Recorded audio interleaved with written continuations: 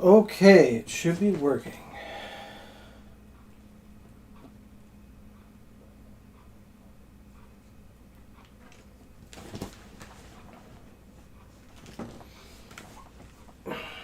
Okay. Where is that?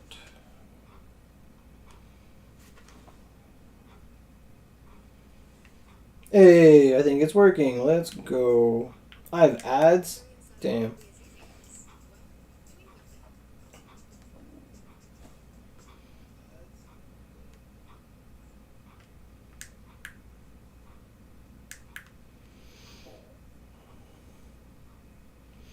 Well, I hope my sound quality is pretty good. The mic is in a pretty standard location. I don't do computer streams often. But anyway, hello everybody, and welcome to another episode of Orogiri. And it's that time again. It is time for the Onigiri survey that seems to come every half the year, July, August, that time of year. I'm not sure when it came out the year before, but I feel like it's pretty consistent with the halfway point of the year. So we have our latest survey here for Onigiri in 2026. And we're going to go through it live. We're going to go through the questions. We're going to take feedback.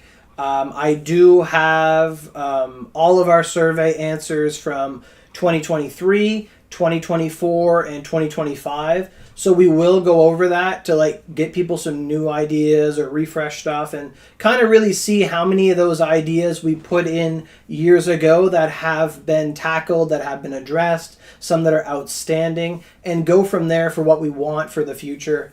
I do have a list of changes I made beforehand, so we're not just snowballing or spitballing. Like, I do have a pretty adequate list of what I want to see going forward, but I haven't looked at the survey yet. I don't know what questions are on it. So we'll be excited. We'll get to see what goes on. And then I think in a couple months we get to look at the results, and that's always fun as well. Hey, yes, Fairy Tale episode 20. Yep, you saw that? Yeah. Yeah, I'm watching Fairy Tale. It's really fun. I saw my first filler episode, and it went by really quick. It was good. It's a good time. It was a good time. So. Okay. So it's going to ask me, which platform do you play Onigiri on? If you play on multiple platforms, which one do you play on the most? My answer is PlayStation 4. The Cyberstep, I guess that's JP, right? So the first one's JP, the second one's PlayStation 4/5, and then the last one is PC Steam.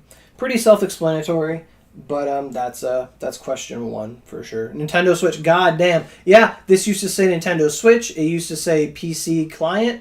It used to say Vita. It used to say the fucking phone for Onigiri Heroes. My god, that thing turned my phone into a microwave. That was hot. And not in a good hot. Like the bad hot. Like the I only have one weapon and I can't fill up my Vanguard. Like, fuck. Can't even get, like, you couldn't even level up your Remember you couldn't level up a Vanguard past, like, level 20 if you only had one scroll? Oh my god, the shit they pulled there. That, if Onigiri Heroes would have been the first Onigiri, there would be no Orogiri. That's just how that would go, unfortunately. I'm glad that thing is gone and dead. Thanks for the like, I appreciate it. So, let's go on to question 2. Please oh, fuck's sakes. It's the fucking events. Oh, look! They put little quotation marks to tell us what happened. Thank you. Thank you so much. That's already one thing on the survey they did. Like, as soon as I started reading this question, I'm like, oh my god. Like, no, I don't have to figure out what the fucking events are again. No. Please, no. No. Oh, is that yelling? Sorry. I didn't realize it was that loud. I don't know how to turn down Turn down for what? Turn down the gain. Let me see.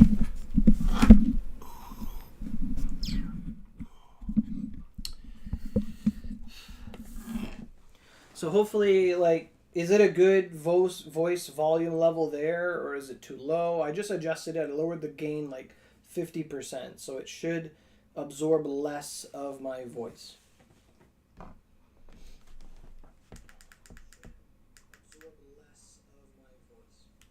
Sounds kind of far away, but I think I can still hear it, so it should be all right. I hope. Okay, so we have question 2. Oh, just don't yell? Okay. Just don't yell. Alright. I'll try not to. I did put it back.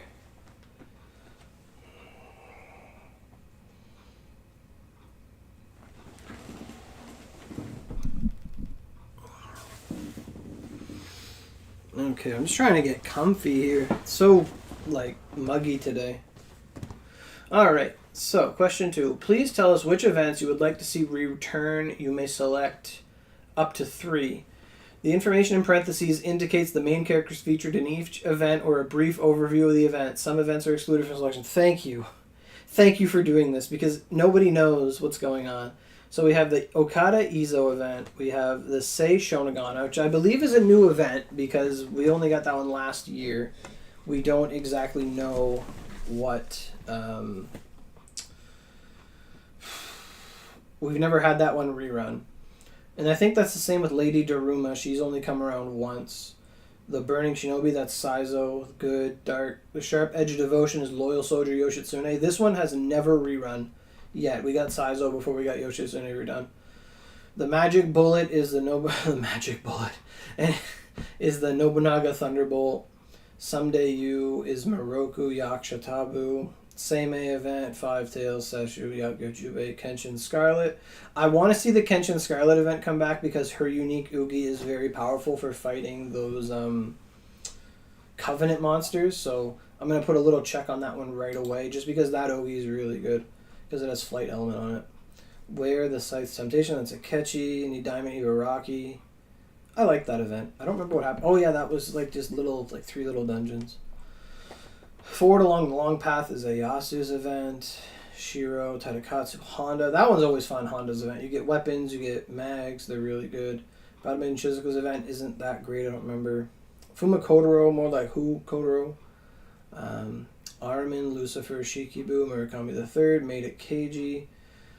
Halloween. Halloween's always good. Hideyoshi, Leviathan, Gargoyle. How long is this going?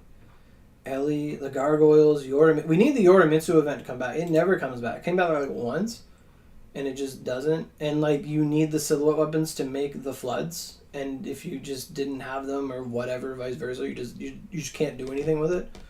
And Yorimitsu is a character that I believe will get a power up soon because she's a semi-limited character and nobody uses her, so she deserves to get the Ho-Oh treatment. Honestly, that's Yogg.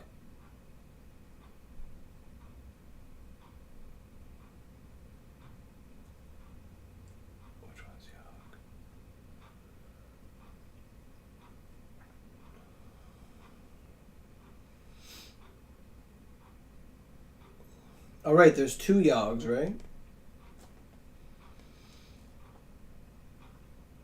Badman Shizuka, Fumukuro, Armin, Lucifer, Shikibu. Oh, that's a Shikibu event. Oh, that's that one. No, Yorimitsu came with the yellow Darkfin and the silhouette weapons. She's in Kyoto with, the bear girl.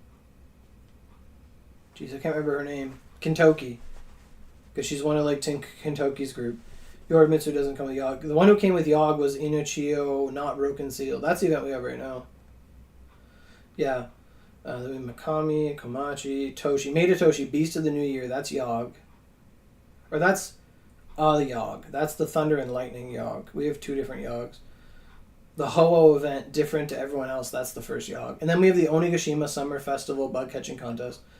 So we got to click the Bug Catching Contest. So, it said 3, right? You may pick up to 3. So I want to see the Sugi Kenshin event come back because of the Ogi that's tied to it. I want to see Yorimitsu come back because Yorimitsu is a character, she should come back to it.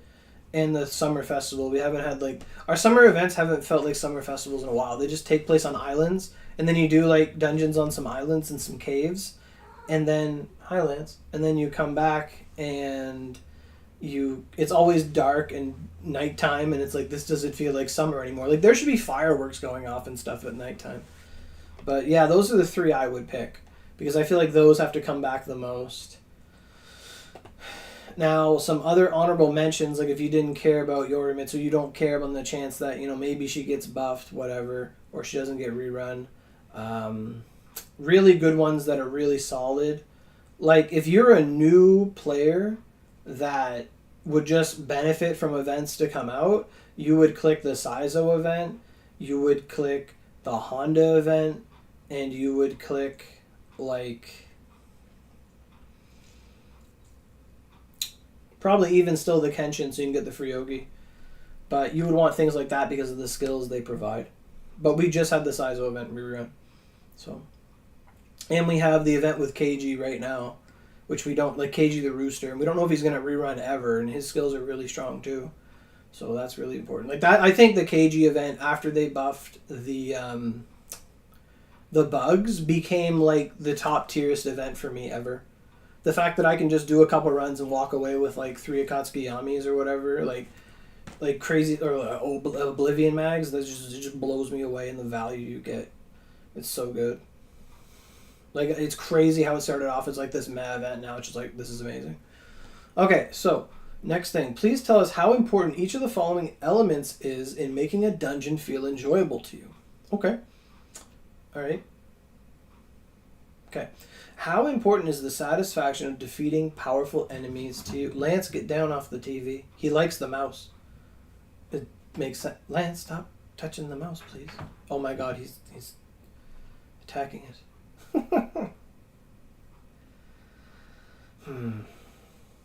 Yeah, no crashing is a big one for sure. Like recently I've been fighting the gargoyle purgs, and oh my god, Lance, stop following me. Oh my god, I don't know if you can hear him. He's going after that mouse like crazy. But I've been fighting the gargoyle purgs, and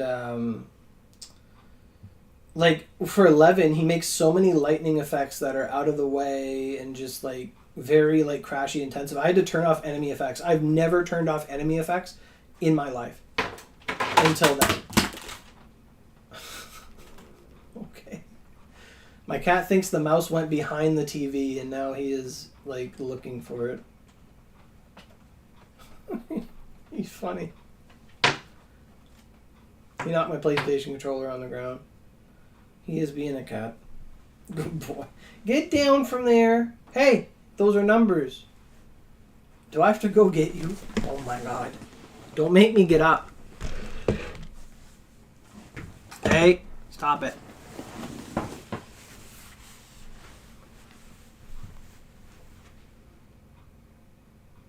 Get down.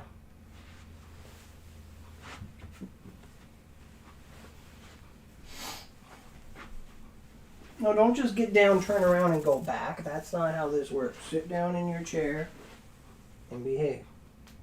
Yes. There, you can watch from there.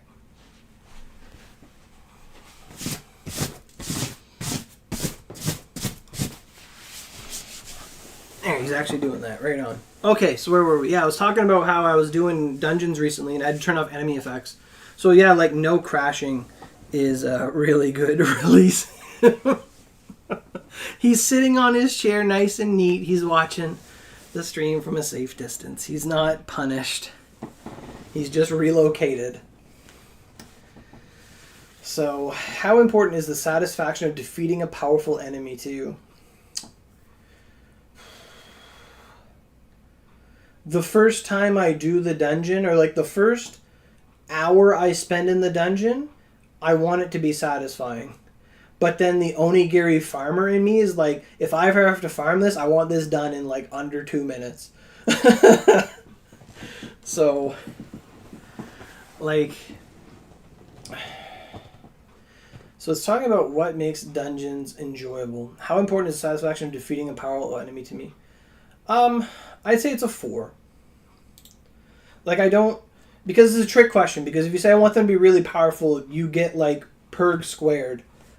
And then, you know, it alienates a lot of the less strong non-endgame player base to release content that they cannot meaningfully complete. If that makes sense. 1.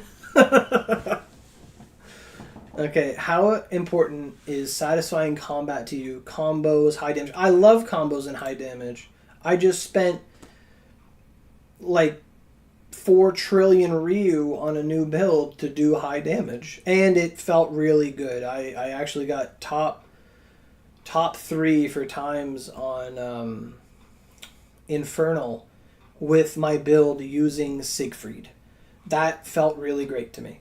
Because I don't usually go for that stuff. I just wanted to make a build that was the best I could make it, and I got results. So I find that very satisfying, is to do lots of combos, hit good damage. I find that I do find that satisfying, to be able to get off your combos.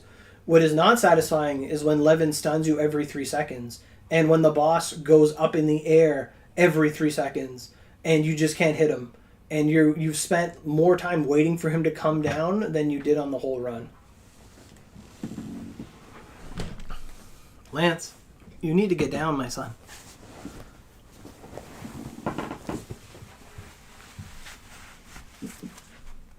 Good. That's what should happen when I stand up. You get down. Now he's hiding in his little cubby hole. What a cute little guy. Yeah, so satisfying combat, it is the crux of the game. It is really important. It should feel good to use a build that you work on and see results from it. So I find that satisfying in a dungeon. What I find not satisfying is when you get CC'd or controlled or paralyzed and frozen over and over and stunned. Like, I'm looking at you, Infernal. He just looks at you, you're stunned, he flies away, and you just fucking throw your controller. I'm not scaring him. He's never been scared in his life. Well, actually, he was scared of the dog last week. But he's all right. He's got his little ball, and he's playing with it. And now it's stuck behind a door. Anyway. Oh, he looks so sad. I gotta get him his ball. Fuck. He lost it. You've had it for 2 seconds. What'd you do?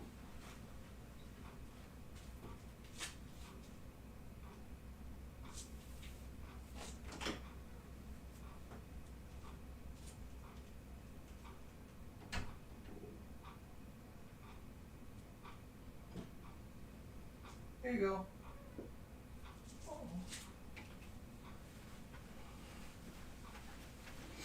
Okay, where was I? Okay, so how important is it to you to be able to show your player skill? Just guard, dodging. If this means how important is it for me to be able to express my player skill? It's satisfying when it's earned, but I'm gonna put that as a 3, because this is a trick question. So if you answer this a 5, you're gonna see more strings of, you know how guards throw their balls at you and you have to block. It makes you feel good because you're blocking them. It feels good. You're expressing your skill. You've mastered this art. Or I do love it when you're fighting Sleet and he goes to freeze the ground and you jump and you dodge the whole thing. I love that shit. But if we answer this a 5, more people are going to do these little mini game things to you, and it's going to fuck with your day.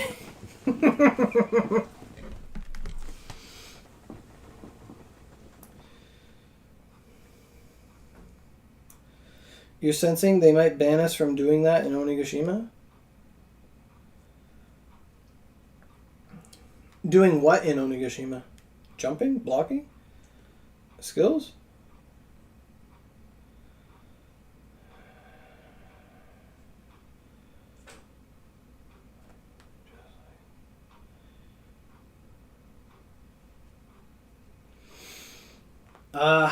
Yeah. That's a good point. If this includes using your skills and showing off new oogies and, just having all the little fun we have, we don't want them to prioritize people just not crashing over skill expression. As annoying as it is to have someone just do crazy sanctuary stuff to you. So I guess it's important, I guess. How important is figuring out battle mechanics to you? I enjoy that. I do I like that, yeah. I like learning how a boss plays. Like when I was fighting Levin, this is all just anecdotal evidence because it happened to me like last week. I turned off the effects. I was still perfect blocking the balls because I know the pattern in my head. Like I'd block the first one to get a feel for it, and then perfect block every single other one, even though I couldn't see them because I knew the rate in which they were coming. Like I like figuring out battle mechanics. When I fought Satan, and I learned that if you ran a certain way around him, you kept getting kicked in the face. But if you ran a different way around him, you didn't. And I got better because of that. I like learning and downloading how a boss plays. I like figuring them out. I do. Because once you figure it out, you get to do that meme where you're just like waving the arm behind you and you're putting your hand through your hair like block, block, block, block, block. That's literally Siegfried versus Infernal. It's great. Like, because you know, oh, if he's, you know that if you hit him twice, he's going to go up. So if you dash behind him, he has to turn around and you delay him going up in the air. And then he does something else. Then you can dash behind him again and it fucks him up again. And you can kind of fuck with them. I love fucking with them, the how they play. So yeah, I like learning battle mechanics. Absolutely. Thanks, we got a second like. I appreciate that. So, what do we have here? How important is fighting giant enemies to me? 4. I would rather fight giant enemies than little enemies, if that makes sense. Like, so prime example is Cursect is a little enemy. Dullahan is a little enemy. Powerful enemies, but those would be considered little enemies. And then Lucifer is a giant enemy. Satan's a giant enemy. The Gargoyles are giant enemies. The Dragon Arcs, by God, are giant enemies. Odin, all that other stuff. I prefer fighting a giant enemy because when they're small, it's hard. You lose track of things so quickly, especially when you're in a dungeon in a party. If you're fighting Cursec and, you know, everybody's got their Vanguard out, everyone's got their assist out, there's Mist, you're running around, she's got all the clones. I understand that's part of her game plan, but it's really quick to lose sight of where she is, and then she would go up in the sky, and you have to look at the sky because you know one of them's coming down. It was a lot more like situational awareness than it was on, hey, there's a big guy, let's beat the shit out of him. And I like getting in a team and just beating the shit out of something. But when they're small, they're really hard to find. They tend to crash you more, to be honest. There's a lot more intricate detail. So I don't think it's important, but I'd rather fight giant things than little things. Yogg sized. You can't miss him. You're going to hit him. And the thing is, like, although I would like to see the opposite. I'd like to see, like, a little boss summon a big boss. And we get to kill like how, like, Tiamat summons little Tiamats. But in reverse, like, just like a little dragon piper and it summons Tiamats. Like, that'd be fun. I like when they summon stuff. But, yeah. How important is chasing rare rewards for me? This is a fucking trick question. How important is chasing rare rewards? It feels good to get a nucleus the first time. It feels good to get a nucleus the 10th time. It doesn't feel good to get 3 nucleus in an hour. It doesn't feel good to get 0 nucleus in an hour. It feels amazing to get like 15 or 20 or some outrageous number, but that only feels good because they're rare. So I'm going to put this at a 3. Like, it feels good, but sometimes it feels bad. And if the game's making you feel bad more than it's making you feel good, your head's going to start feeling a wall pretty darn soon. Or your controller, depends. So, yeah, 3, exactly. Yeah, exactly. Makami is another good example. That Makami fight, that was nuts. That was something else. How important is multiplayer and cooperation? Yes, a 5. 5, absolutely. It's an MMO game. It's an MMO game. I think a player should strive to be strong enough to not need anyone with them, but I think it's important to have multiplayer aspects and cooperating with your party. So there's just something special about when someone's got rolls and, you know, they're doing the damage and you throw out a medi and everyone gets that medi because you made the staff from the moon that gives you like 15,000 attack and you're throwing out these 100 medis and it feels good. It feels great. It feels good to do stuff like that. If you're by yourself, you don't get to appreciate it. If people are fighting, you throw out a rapid storm, it feels good. You're sharing the love. You pop, like you see your buddy's about to die. I do this all the time. If someone's low on health, I'll spam Mega Potion.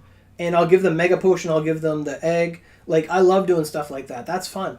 And then you can do synergy stuff. Like some Vanguards, like Seshu, can do like cooperative stuff. And some Vanguards together just do things you couldn't do alone. I like that in a game. That's a 5 for me instantly. I remember early on when we were fighting but Dragon Arc Tensho. And it was really hard to fight against them because a lot of the vanguards at the time weren't that good for dark and rain while fighting a monster type. It was really, really up in the air. It was kind of hard. And we ended up coming up with a strategy where I would first aid fill Honda, and then I would hit Honda with Shinden, and the whole rest of the party was like 4 kgs. And after the Shinden hit, and it would lower the boss's defenses by like 20% or whatever, it lowered everything by a certain amount. KG started going from doing, like, I think with Mountain, you were due like 3 million ticks before, and then it evolved into like 5 million to 6 million ticks, and we were able to beat the boss consistently in like 2 minutes and some change at the time. And that felt really good to have that synergy with Honda having a support move that you get to take advantage of as a team. I think it's very important to have multiplayer and cooperation in a game that's designed to be an MMORPG dungeon crawler. I think that's really important. Because if you say the opposite, we're just going to get another support class that does more support things, like another an assist for your assist, you know? So I think it's very important. Absolutely. What else do we have? What variety of updates would you like to... What the fuck does that mean? What? What variety? What?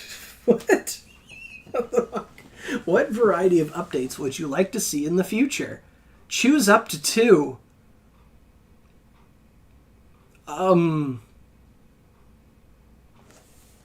Yes. I don't know.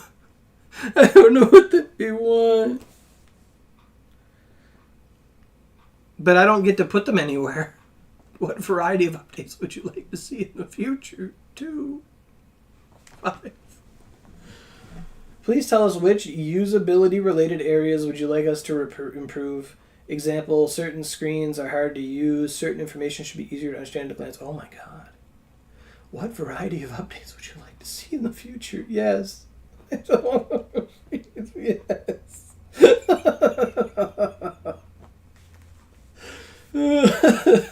Yes. It reminds me in Pokemon Red and Blue, there's this guy who would ask you, like, a question. He'd be like, how old are you? And your answers are like yes and no. That's it. How old are you? Yes, no, no. Oh, well. Like, maybe. Yes, I would like variety in our updates. Yes, I guess. Yep. Okay, this is an open-ended question, and this is part of my list that I've already made up. So, please tell us which usability-related areas would you like us to improve?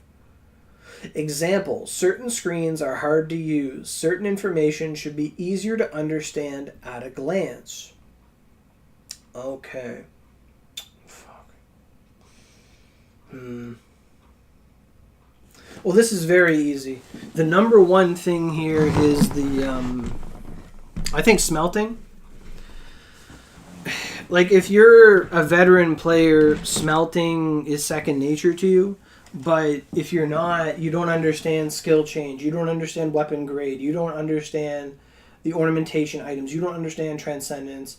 So many people break weapons because they don't understand if you use a button to go to 50.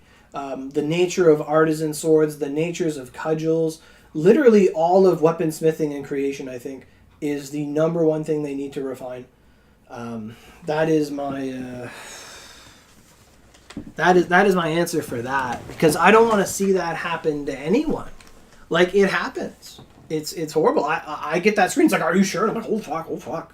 Like, the whole fact that we even have to use buttons after like 12 years of playing this game is it seems archaic. Like, we shouldn't have to deal with that anymore. Like, ever. Like, it feels like such a old hardcore mechanic that has lost its touch.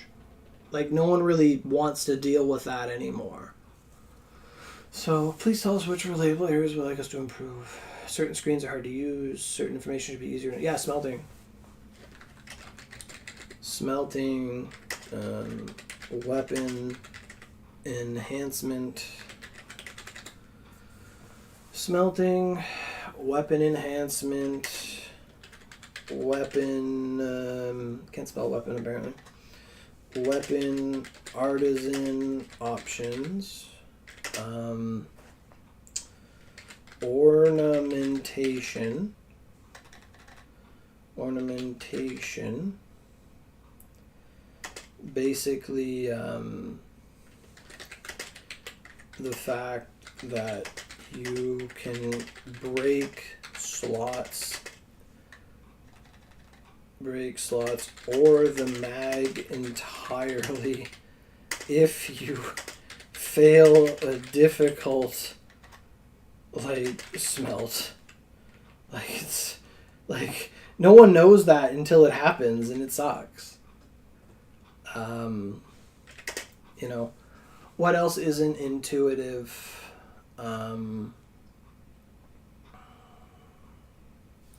This goes into the category of things you wish you knew in Oni before you knew them. Things that the game doesn't explain very well.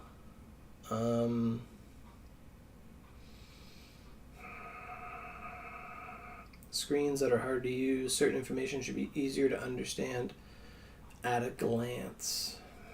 So we have weapon enhancement, weapon artisan options, ornamentation, the fact you can break slots and mag entirely if you fail. Smelting buttons.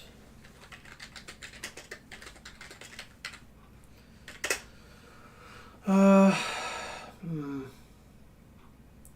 to think, what are those pitfalls that people fall into?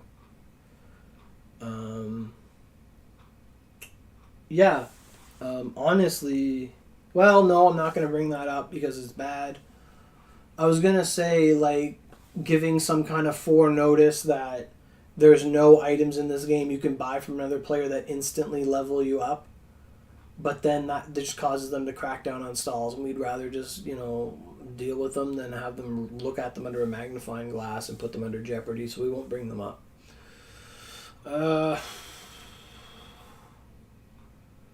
Yes, fucking Vanguards. Vanguard, scrolls, and when to use them. I missed my R, I guess.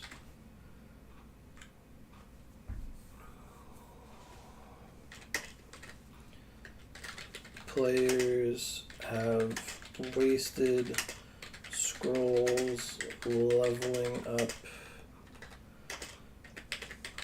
Vanguards, right away instead of using weapons or compatus to level them up to, X minus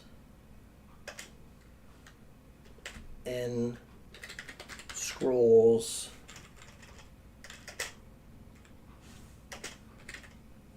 in possession.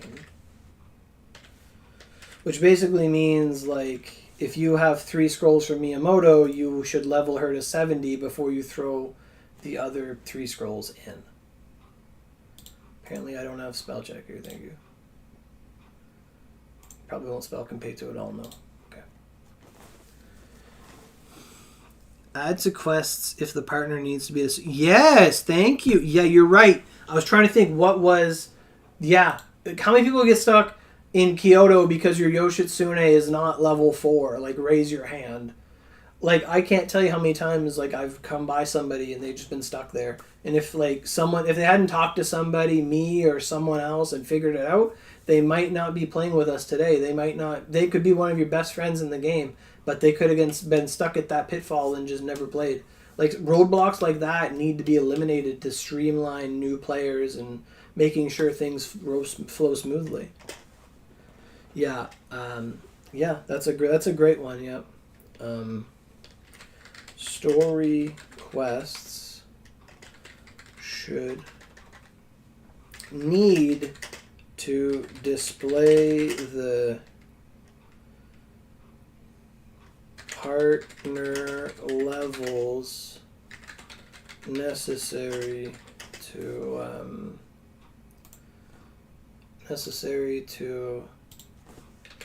accept and complete them.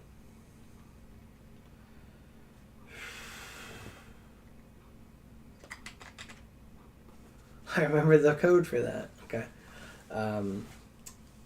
Too many players get stuck at Yoshitsune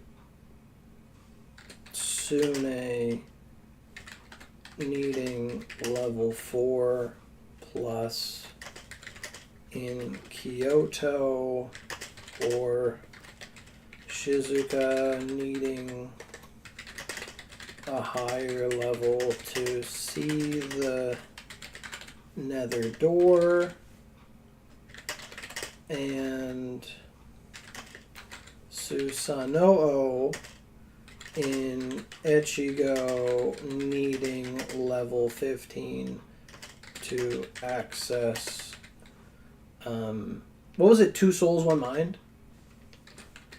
2 souls 1 mind, etc. That's a great one. Yep, that's it. Yep, for sure. We just need to smelt to 200. I ask for a good ton of stuff. You ask for a good ton of stuff. Smelting to 200, I mean, at that point, you'd just be transcending like the whole way up. Let's be real. The Ryu cost would be 500 million. Pick, like, yeah, I mean, it would break the whole economy of the game, but because then you just take your weapons that are already good and just make them gooder. So let's reread that. So tell us usability related areas you would like to improve. And high star, by the way. So smelting, weapon enhancement, weapon artisan options, ornamentation, the fact that you can break slots of the mag or the mag entirely if you fail a difficult smelt. And I said smelt, and that's not what that is. That is ornamentation. So ornament. Smelting buttons, Vanguard scrolls and when to use them. Players have wasted scrolls leveling up Vanguards right away instead of using weapons or competitive to level them up to X minus N scrolls in possession. Scroll story quests need to display the partner levels necessary to accept and complete them. Too many players get stuck at Yoshitsune needing level 4 in Kyoto, or Shizuka needing a higher level to see the nether door, and Susanoo and Ichigo needing level 15 to access 2 souls 1 mind, etc. Yeah, I think that's really good. Those are the biggest roadblocks for sure. Because like things get a lot more forgiveness later on. Like you can't fuck up a mount. Like mount scrolls, it doesn't matter when you put them in. You can't fuck that up. The assists, that's another one. You can fuck up assists. So because it needs to be clearer. It absolutely needs to be clearer. It needs to be clearer on how assist partners work and how they are leveled up.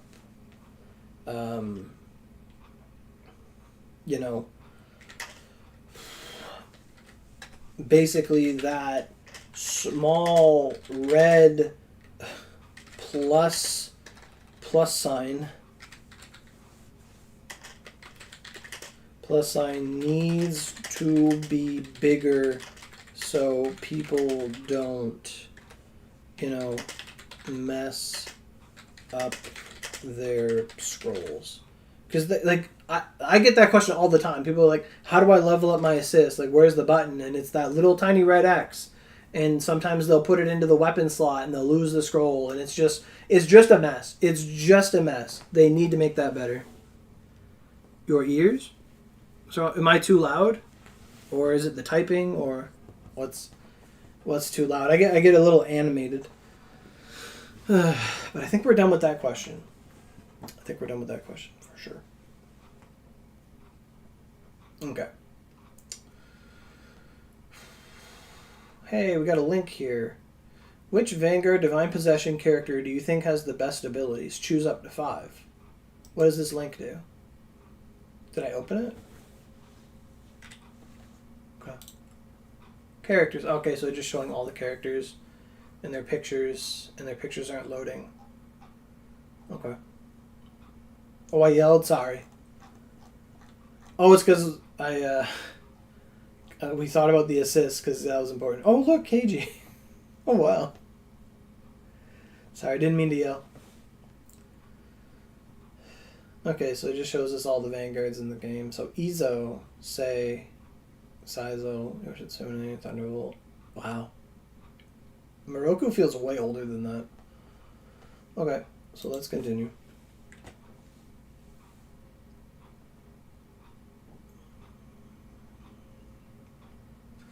So which Vanguard / Divine Possessions do I think are the best? And these are in no particular order. We'll scroll all the way to the bottom. And, okay, so they're putting them in a weird order. It's not even alphabetical. This is very weird. Where's Saizo? What's her name? Kirigakure Saizo, number 1. Ho-Oh, number 2. You think Ibis is the best?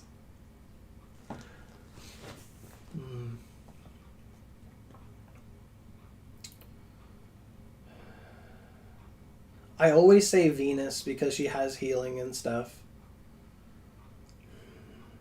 Ibis number 1. I wish Kojiro was good. She deserves an upgrade. Oh my god, she is in the dirt somewhere. Like, honestly. The best abilities? Yeah. So it's either the best skills or the best functionality. Luna. I mean, Luna had a jump attack for 1,000,000 like 8-10 years ago, and it was pretty good. I could kill Garg on normal with a jump attack. It was great. Felt good. No, we can't. Siegfried's good now. Siegfried's damn good now. He's our guy. He is a real champ. He is good. Sei Shonagon is pretty strong, actually. But she takes so much investment. Battle Maiden Shizuka number 1. Holy fuck. Maybe she's not number 1, but with Saizo's nerfs, like, I think if she had instant charge, she would be number 1. Like, well, nah, Saizo just does things. But she'd be up there. If she had instant charge, holy fuck. That changes so much. She's just amazing. I did choose fire. But I mean, we can't say Ho-Oh is not like one of the best vanguards in the game right now. Saizo's still one of the best vanguards in the game right now. I've always said before the other two were buffed and existed that Battle Maiden Shizuka was the best. So, I mean, I think Honda's still the best. And then where's Keiji? Like, that's just how it's gonna go. I think that's how I would do it. Like, sadly to say that it's all fire, but that's how it feels. Where's KG? Instant charge and mount form, just like that just clears. We made that tier list so many times, it still holds true. You think Seshu's pretty OP? Well, yeah, I think Seshu's good in a group, but I don't actually own a single Seshu scroll. My only experience with Seshu is someone else using her, or when I had the event dungeon with her and I just get a mouse to kill Hades. So I don't know. Like, I think Sei Shonagon's really good too. She gives you buffs. She lets you fight the Covenant enemies. She's really good like that.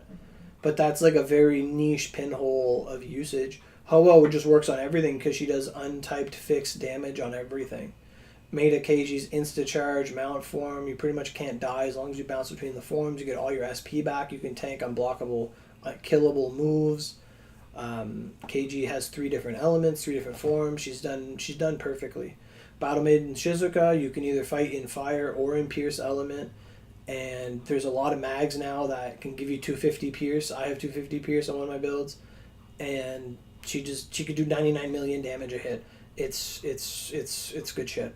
It's really good shit. Jubei is very good too, yeah. And Jubei has topped the charts every survey. Jubei has been in the top 5. For a reason that we don't want Cyberstep to know, but she's been really good. And she's probably the strongest water vanguard in the game, except for maybe Genbu when she works, and when Genbu's gotten her upgrade. I actually used Genbu to fight Elios yesterday with my new build, and I did like 13 million damage times like, I don't know how many times Tidal Wave, her tsunami move hits, but he was dead in like under 30 seconds. It was just beautiful with the insta charge. That insta charge honestly makes a Vanguard go from like all right to like fucking broken. Like it's just the amount of if you can kill a boss, especially on a boss with insta charge, a Vanguard's like viability just skyrockets because then you don't have to charge. You're not wasting prayer crystals. You're not wasting soul eggs. You're not wasting durability. You're not wasting anything. You get full value if you can kill that boss before that Vanguard's timer runs out or within a minute because you don't have to charge. You don't have to risk getting hit. You don't have to risk crashing. Like everything just flows so much better. Instant charge is just insane. It is. It is absolutely insane. Yeah, I've seen her slow down enemies too, for sure. Keiji and Shiro are just really OP. Yeah, Shiro is really good too. Like last time I did Purgatory Lucifer, I was using Shiro. Never in my life did I ever imagine I would really be using him over Keiji or whatever. But since now you got to remember they since put in that whole typing change thing, which quietly like nerfed and shuffled characters certain directions. So now like Keiji doesn't really work against beast types, so you can't really use her on the Gargs. And then now Siegfried is good against beast types, and he beats the shit out of all the Gargs. Maybe not Sleet, but well, probably even Sleet if you use the Thunder moves. But now, like because they've kind of pinholed what direction characters can go in, that just makes Ho-Oh better because she has insta charge, so you don't have to worry about the typing. You just go in there and hit them with fixed damage. Like she kind of sits at the pinnacle of that because they've intensified who does damage to what. Like Honda used to just work on everything, but now Honda really does good against beasts, but Honda does bad against monster, or vice versa. Tagada Shingen, he just got buffed, and people are screaming his praises. Like if you use all his little moves to add all the damage stuff, he kills Purple Mephi in 17 seconds, Narao said. Because you just go in there, insta-charge, bam, bam, bam, bam, bam. It's really strong. Like, I don't think he's stronger than Ho-Oh, but it's respectable. He becomes a usable Vanguard. He's no longer, oh, fuck, I got this red Power Ranger guy. I don't know what he does. Because no one used this guy for 10 years, but now he's usable. He's good. I've tried him a little bit. I've done some damage. I haven't done good damage, but I've done some. But as they continue to buff characters, like next year we might see Gawain #1 because she uses that Belinist circle and it just hits for like 20 million ticks times 8. We don't know what's going to happen. Like, but as of right now, Ho-Oh not having to worry about the whole typings and parameters they changed and kind of shoehorn people in, she's able to hit untyped damage on everything. And Saizo used to do this before because you used to just put the mark on anybody. It didn't matter if they resisted fire. You could kill Infernal with fire. You didn't have to be behind him. You just did it. And now you have to be... It's just wild. Gawain, exactly, yeah. Like... Exactly. I'd like to see Broken Seal get better. Like, this event had Broken Seal and it had Genbu. Like, Genbu got her upgrade, but it should have been Genbu and Broken Seal. Like, I don't know why they're doing that. Like, it should be the ones on brand. I'm grateful we got Siegfried and Tagada Shingen. They did a good job with them, but I want more of those. I want them more frequently. And they got to make another way to get those incenses, because right now you can only get 1 incense a day. And right now it makes it so those banners where if you do a 5-pull, you get 10 incenses. If you do that 5 times, you literally get 50 incenses or elixirs or whatever they're called. And that is literally buying yourself almost 2 months of straight logins and using 100 energy every day just for those 5 discount pulls. It is nuts the value you get from that. It is insane. Kentucky, you'd like to see Kentucky? Yeah, nothing wrong with Kentucky.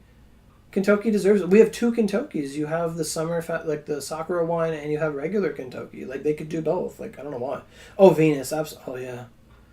I mean, buffed Venus is kind of Battle Maiden Shizuka, but I agree, because Venus was the cornerstone when we fought Yogg. Venus was always there for us. I mean, Venus did get buffed. Remember Aqua Needle against Shootin' Doji? How much everyone jumped off their beds and were like, oh my god, this is amazing. She's doing 99999 on Aqua Needle on Shootin' Doji in this event. She's the best. Like, she's probably still the best Vanguard for that event. Like, she's a great... Yeah, Hideyoshi, Katsui, like, they all deserve it. They're all really cool characters. I think Lancelot needs it a lot, too. Lancelot's a 150 that doesn't feel like a 150. Kenshin 150 is really good. We all agree Kenshin 150 is very good. They did a good job on her. We need more of that. Now you can't give a 150 to Ho-Oh, you can't give a 150 to Toshi or Broken Seal because they already take 15 scrolls. You can't do a 150 for them. But I think they get more flies with honey just doing elixirs, because if they do an event with elixirs and then people roll 5 times for the elixir stuff, and let's say everybody does it because it's a really good deal just to get those elixirs, well, Cyberstep's making, 15... How much is a discount roll? 2,200 OC? Something like that? No, it's 150 OC, I think, for a 5 roll in that case. And it's like 150, so like 300, 600. They're making $75 per person if they want those elixirs to buff their vanguards. They make more money doing that than they do trying to get people to roll for 5 more scrolls to like 150 a vanguard. Absolutely.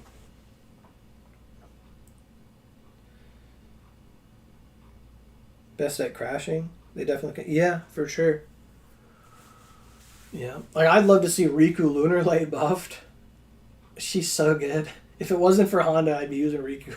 That little stabby thunder move that hits 60 times, you start getting some damage multipliers on that.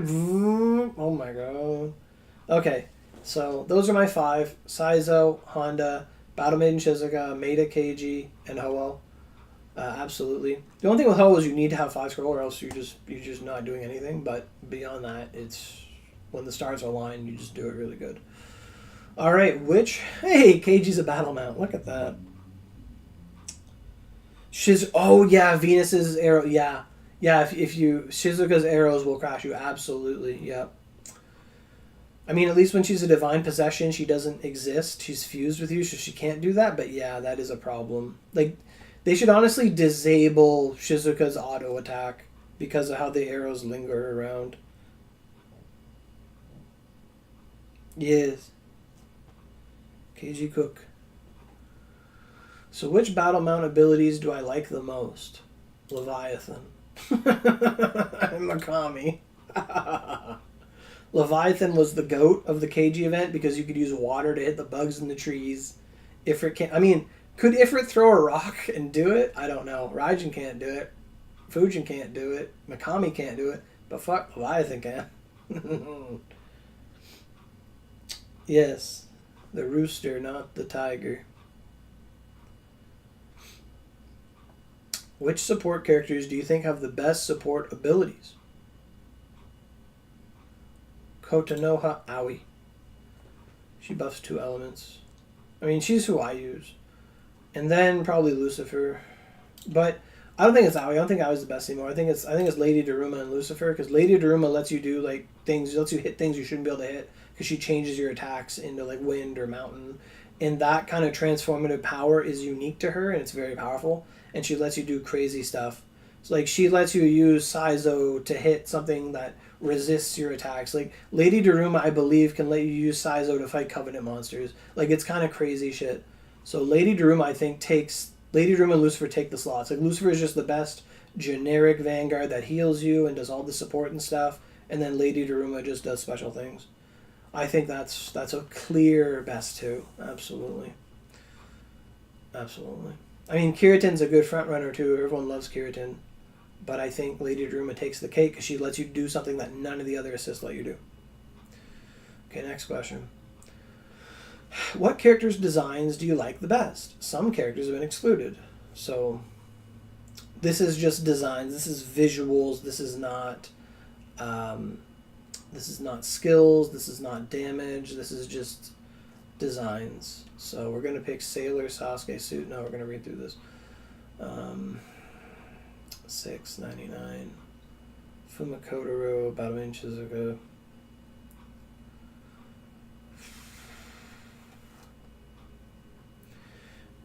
Surfing board! Surfboard! Orca! Giant beach ball! I remember the beach. I forgot about the beach ball. Oh, that's great. You said Murasaki Shikibu? She is really... Wolf Kage, yeah. Yeah, Wolf Kage does have a damn design. I remember I was on vacation and Wolf Kage's design came out. And you sent it to me, Miriu. And I woke up that morning, I'm looking and I'm like, I'm like, her kitty's hanging out. What is going on here? She's just wearing this. You can see this and that, and her flies. I was like, what the hell is this? This is insane. And then they buffed her, and then I use her all the time. Yeah, Wolfgang Kaguya is definitely up there for sure. She is what the Kaguya always dreamed to be. Orca Floaty, Lucifer. Lucifer in that swimsuit, goddamn. Like, if we count outfits, we got Lucifer in the swimsuit, we got swimsuit Ibaraki Doji with the hat, we got Wolfgang Kaguya, we got swimsuit Shikibu, we got lots. We got Ho-Oh in her swimsuit, Miyamoto in her swimsuit, we got fucking, what's his name? Shooting Doji in his trousers there.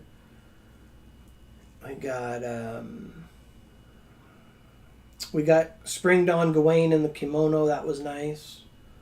I do like the Dawn Spring Kenshin other outfit. How many do I get to pick? 5? Okay. Who did I pick? I picked Wolfgang Kaguya. Okay, so I got 5 more to get here. You're just horny. It's all swimsuits. I'm just glad he is the best mount with the best design as a mount. You picked Oguchi Mikami as well? Yeah. I mean, see, and the thing with Mikami is you have the black Mikami and you have the white Mikami. So he has that outfit stuff that the others don't have. We don't have a Lich skin for Leviathan. We don't have, like, different. Like, I think they should just release a bunch of color palettes for the mounts so you can pimp your ride. Like, I mean, imagine like a dark, like, rainbow scale Leviathan. That would look so cool. Like a dark elf version. Oh my god. Like, they should just do more stuff like that. So naturally I'm going to gravitate to the characters that have outfits because they make the characters better. Absolutely. Like, we have characters like Dark Musashi who has the succubus outfit from years ago. And that thing was really awesome. It was really cool. And Lancelot has it too. We haven't seen those since. Hound dog skins, yeah. Would I prefer a golden or a purple Leviathan? Probably a purple one. The gold one wouldn't look good. The gold one would not look good at all, especially if it changed the attacks, because then you're just giving everyone a golden shower. It's not good. But purple would be fine. Purple and blue would be great for Leviathan, absolutely. The gold one was more just for Golden Week. I don't want to see a golden Leviathan. Unless it was like white with traces of gold, that's fine. But purple for sure. So I'm trying to look for characters here. I like Inochio Broken Seal's design. I like that a lot. What else we have here? We have Nidaime Ibaraki Doji, that outfit. I like it a lot with the hat. I think Honda's design was great. I mean, they just put her ass on our screen for like 3 months. But, that's good enough. We got Akechi. Akechi's design was good. Yagyo Jubei. I think Sei Shonagon's outfit's pretty good. Izo was kind of cool. Genbu's a turtle. Brownie. Fuck. Yeah, Red Leviathan. If we had a Red Leviathan, who's naming it Gyarados after Pokemon Gold and Silver? Red Leviathan? Damn, son. That is a Gyarados. So we got Wolfgang Kaguya, Nidaime Ibaraki Doji, Inochio. So I got 2 left. Kieran. I got Kieran right away. Absolutely. So I got 1 left to pick. Lil Musashi. Let's go. Let's balance this out. You got Himiko. Himiko should have got like a new form.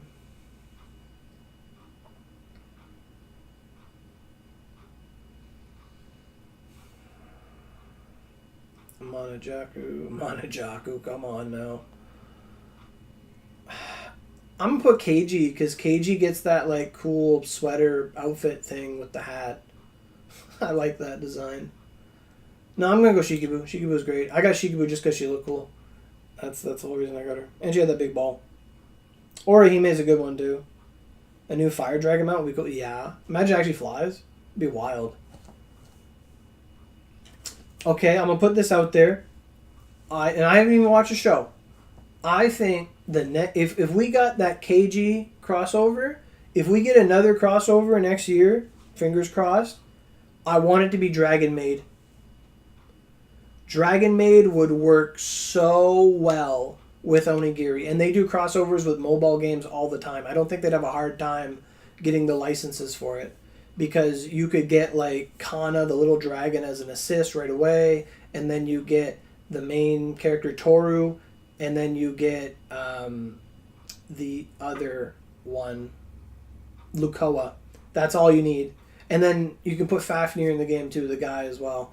And since they all turn into dragons, they could all be vanguards that turn into dragons and have mount forms. And that would be perfect. That would be perfect for Onigiri. It fits the style. It's great. They'd have cool attacks. We'd get some new attacks.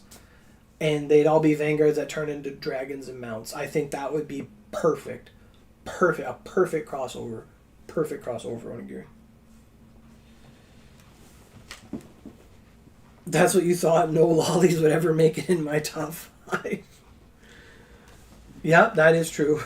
I mean, I put Ibaraki on it twice. Kirin and Hidaime Ibaraki. But yeah, I'm not enticed by lollies at all. I almost put KG. I almost did. But then I was like, you know what? Shikibu. Okay. I do like Satan Girl, though. Honorable mention, Satan Girl. Okay, next. Please tell us which equipment, such as weapons, Magatamas, accessories...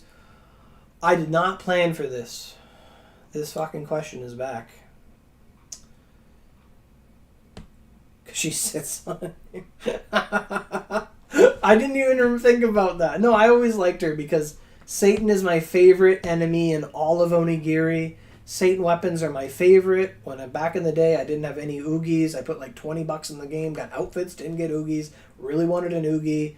I farmed Satan 1,000 times, never got my recipe. Ended up going bow and twin with the crosses because they came with Oogis, and that's all I wanted. I wanted them so bad because those weapons came with Oogis. And now Satan is my favorite enemy to fight. Lucifer, same thing. Ignis, I love them all. That's my favorite thing. So when we got the Satan partner, like, I used Satan as an assist forever until I got Aoi. I like Satan as a character. It's not just that. Yes, we should buff the Moroku accessories, I agree. I'll write it right now.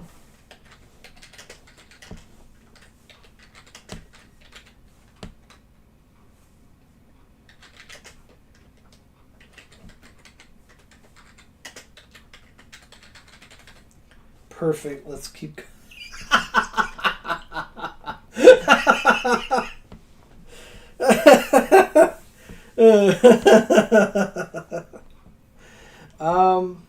So it said accessories. It didn't say accessories in the past. I'm gonna say all the accessories should be buffed. Like every accessory. Let's go with like literally every like Vanguard accessory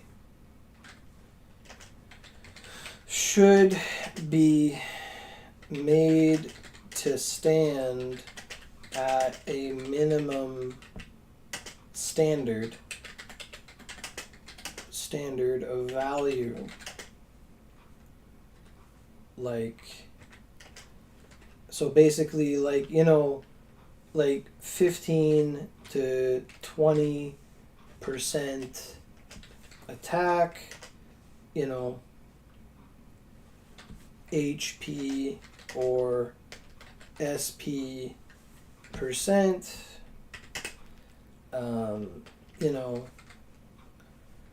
like, because if they don't have like cooldown, like, and stuff like that, cooldown like 10 to fucking 20, like everything should just look like this.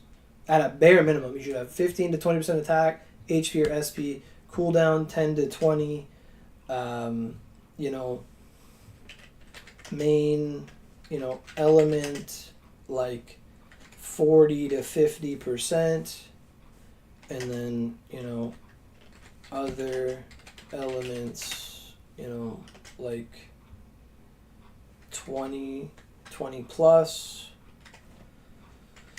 Like, what do all the accessories do? You told them titles? Yeah, for sure. Absolutely. This never happens, though. Weapons and mags getting buffed. I mean, they kind of did. So, they did it in the way of the strike weapons we just made. So, they're not going to take weapons that...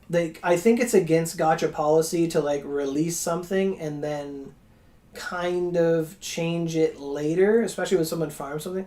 Like, remember how we felt when the Cielo mags all had slice on them, but then they changed them so that spear and bow got pierce instead of slice, and we were using them for builds with like Miyamoto at the time and other vanguards that had slice element like Lancelot, and then suddenly now they don't work for our builds. Like, when they change stuff that you've already made, it's always going to clash with somebody out there. So their approach is to make an optional evolutionary form. So if someone still likes their void, they can use their void if they want.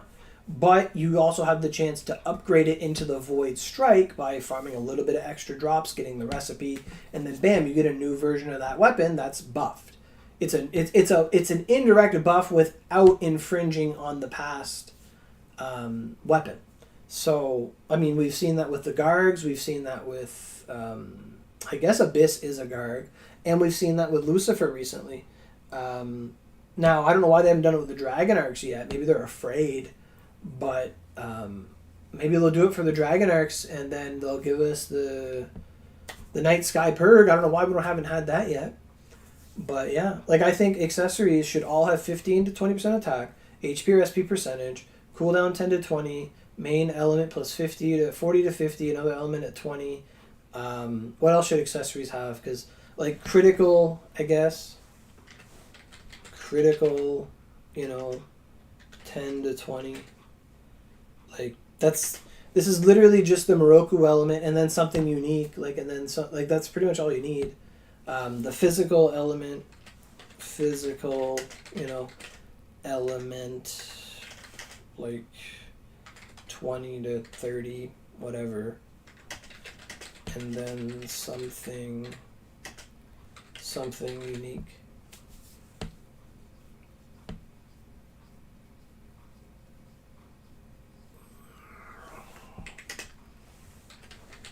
This is the expectation of a good, decent accessory ever. Oh, and weapon affinity. Main weapon affinities, you know, 70%.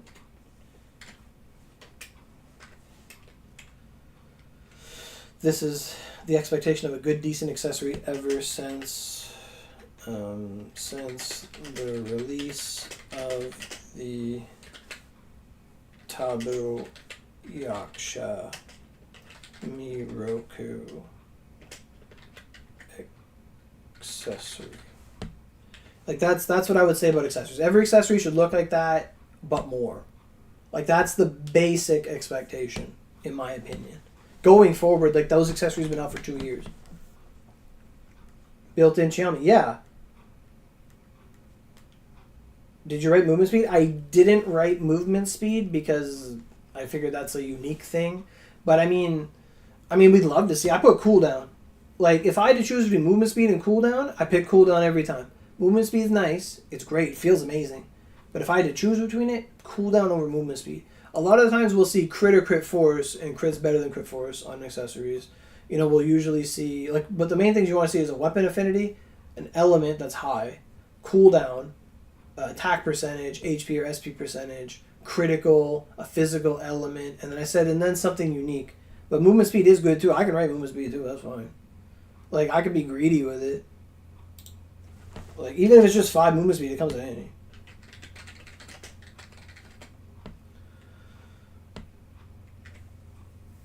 But, like, that's what I expect of an accessory. Like, recently, we just had the Pyoko accessory from the event.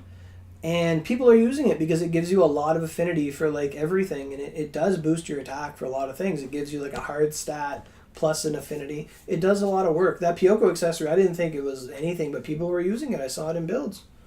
It's really good. Ornamenting accessories? Yeah, if accessories had a single weapon ornamentation slot, yeah.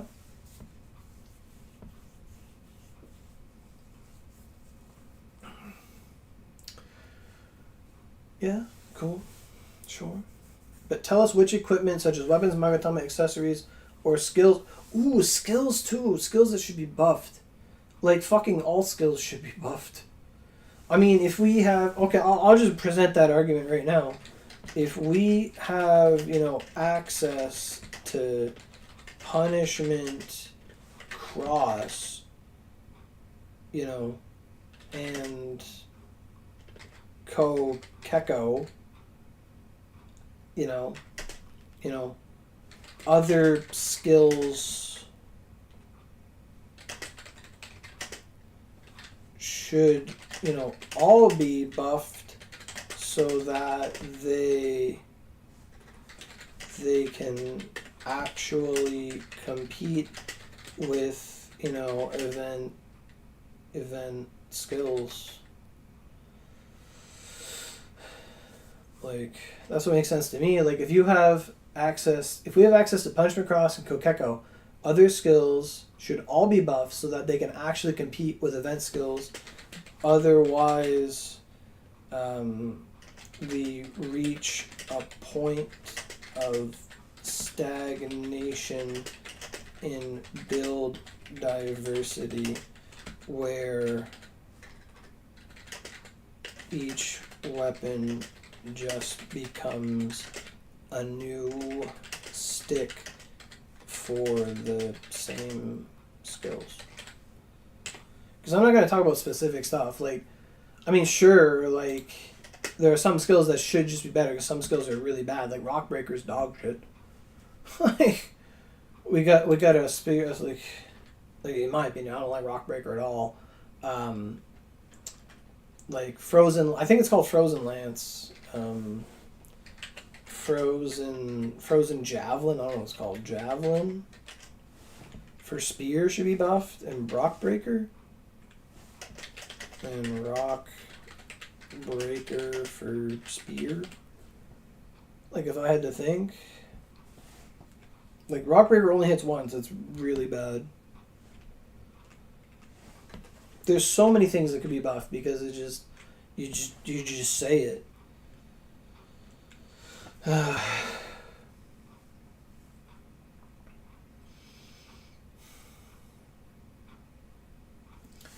I think Sword of Avidya should be buffed. Sword of Avidya. For Odachi. Because that move only goes to rank 5. It's a cool move and no one uses it anymore. What else should be buffed?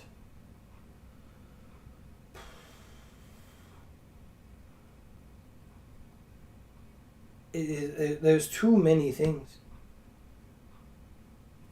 So many staff moves should be buffed. Yeah, like Holy Balls or whatever it's called there. Not Holy Pillar, but the one where you shoot all the little balls there. Like...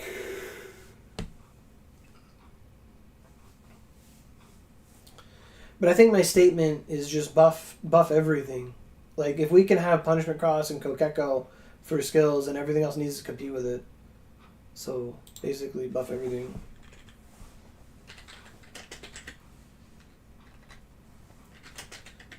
Give everything naturally in the game a buff. That's how I feel. Hey, we got 4 likes. Thanks, guys. Appreciate it. Appreciate you. Okay, what else? What mag should be? This is such a long question. There's so many little things about it. Like, this is accessories. This is about skills. This little note of skills. What else should be buffed?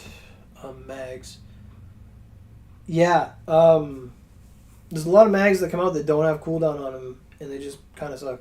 All skills but spear. Sure, we don't need it. I mean, we need a holy skill, but yeah. You know what? You know what skills need to be buffed? The moves you get on the strike. Those moves are good. Like, the one on Abyss is really good. But the ones on the strikes, they only hit like 3 times and their hitbox is really small. Like, I feel like those moves should be better for what they are. I don't know what they're called, though.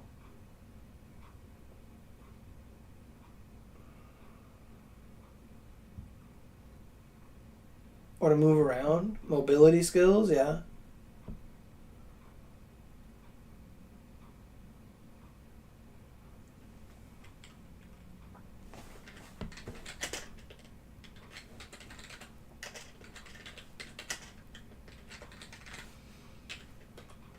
Okay. Mags. What mags are bad that need to be better? All mags that don't have cooldown should have cooldown. All end game.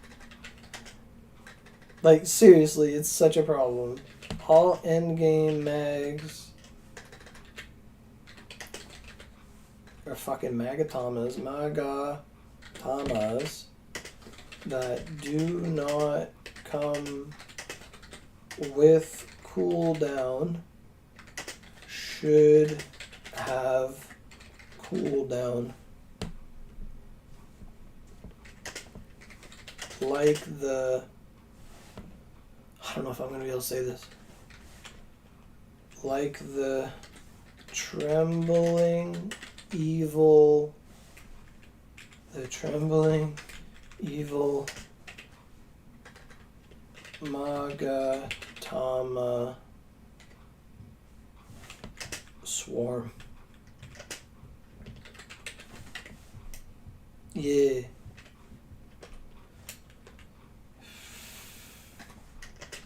And Dullahan 135, perk pack. Because that doesn't have cooldown either.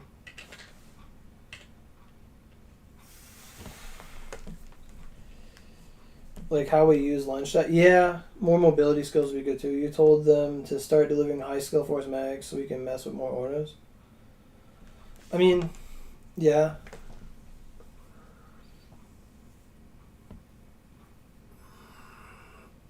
It'd be kind of nice if they would just add... Oh, okay, yeah. That's a good point. For all mags... This is going to be a bold statement. For all mags, include basic multipliers that scale off player level to enhance fundamental... Can't spell enhance fairly. To enhance fundamental player attributes like attack percent, like attack, affinity,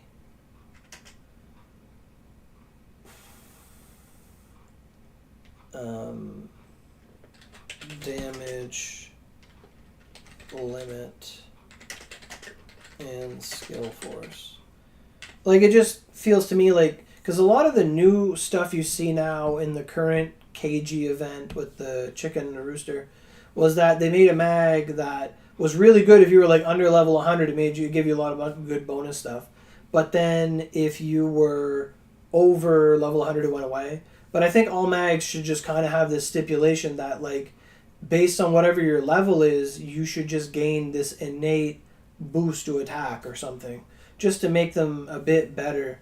Because like a lot of the times we've been using reduxes for at least 6 years now.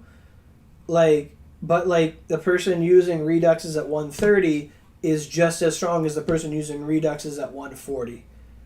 But like, let's say somebody has like a Lancelot weapon, and that's a 125 weapon, and then they're still using it at like 132, but they should be stronger than the person using it at 125 if they're 132. Like, I'm just saying that weapons should get a little bonus based on the level you are, if you're over leveled with them, so that you're not just dragging it down. Because that way it's just a blanket buff to everything. That's my opinion on that. Right now the meta is just bonus stacking. Yeah, I mean, it's really good. Like, once they made that Clarity mag and the Swarm mag, and look at Firefly, Firebugs, and Toad mags.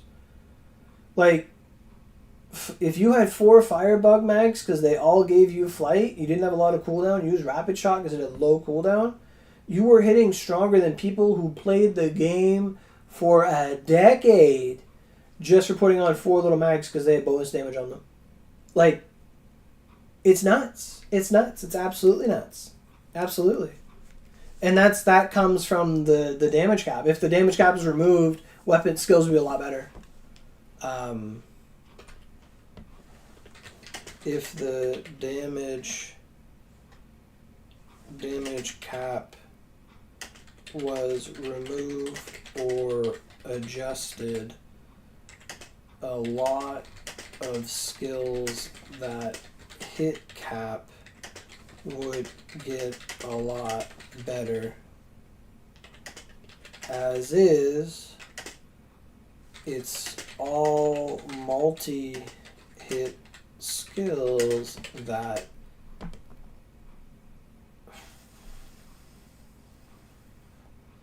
do all the damage because they hit cap more frequently. I know I spelled that word wrong.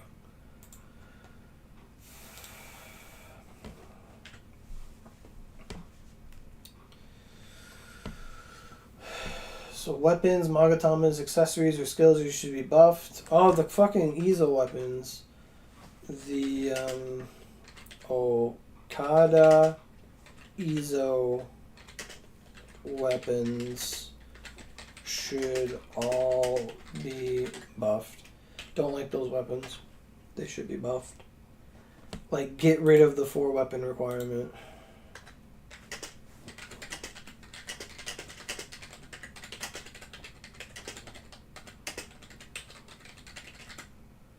That's pretty much it. Death?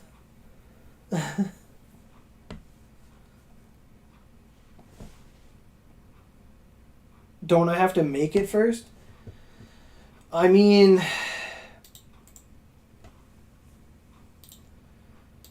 yes and no. Like, I've read it. I know what it does. But basically, it has a buff on it that says that if you want to get the extra attack that the weapon gives you, you need to go around wearing, like on the final form, if you want the big buff from it, you need to be wearing 4 of the same weapon type. So that means no staff, no bow to fill up, and you have to have 4 different weapons. That means no meditation, none of that. It's so, because now it might be really strong without that, because you can make it any different weapon you want and it becomes whatever element you want it to be. That's pretty cool. But the fact that if for the bonus effect you need to have all 4 weapons, that bothers me, because that effect basically doesn't exist. Like on the 3rd form, it wanted you to have 3 of one weapon. Okay, that's fine. The final form should be 2, not 4. Like, I don't know. It just bothers me. Hey Yukizuki, how you doing? We do know what the next event after... Do we know what the next event after these 2 we have at the moment is? There was a time I held an other side staff twins. It held an other side spear staff twins. So it's doable. No, it's the opposite. Like, I agree. If it was one of each kind, yes. But It's the opposite of that. It wants you to have, like for you, it would want you to have 4 bows. You would have to be equipped with 4 bows for it to work. I would have to use 4 spears for it to work.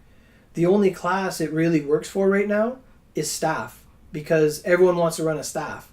So if you're a staff main, you can run 4 staffs because you run 4 staffs. It's the opposite of that. Yeah, it's 4 of the same type. That's what it wants you to do. Who the fuck? Exactly. We're fighting Cyberstep. You're fighting him because you're gonna fight him for like 50 hours just to get a weapon that wants you to use 4 bows. I don't know how you're pulling the triggers, but yeah, basically, like I don't like that. I don't like that at all. The forced 4 weapon requirement. I don't like it. I remember I read it and I said, that's whatever. Nadir 0.3, like Nadir, buff Nadir, buff Nadir, buff Nadir, buff Nadir, like all caps, buff Nadir. Yup. Buff the friggin' is on the tip of my tongue. Buff Nadir. Buff the blue moon blade. Buff. Putting these all caps here. Mephi Purg coming soon. I hope so. I mean, that's kind of what Dullahan became, but yeah. Buff Nadir. Buff Blue Moon Blade. There's another thing that should have been buffed. Buff the Odin Earth. Buff the Odin Earth. Okay, I need to stop being so dramatic and just like put these all in one line for them.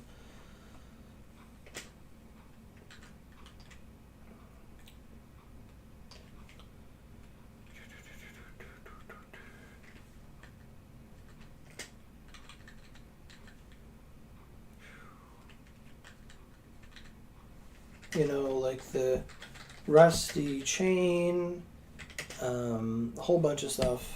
I want a nadir buff, that's how they do it. True, a purg, yeah. Until that purg says, hey, make 8 nadirs. And then we looked at God and we just said, why? Why, sir? Why? Why? The Dragon Arc Knight, the Night Sky, Rusty Chain Bow, yeah. Oh, the horse weapons. Fujin and Raijin weapons. Frozen Fortune. Frozen Fortune. I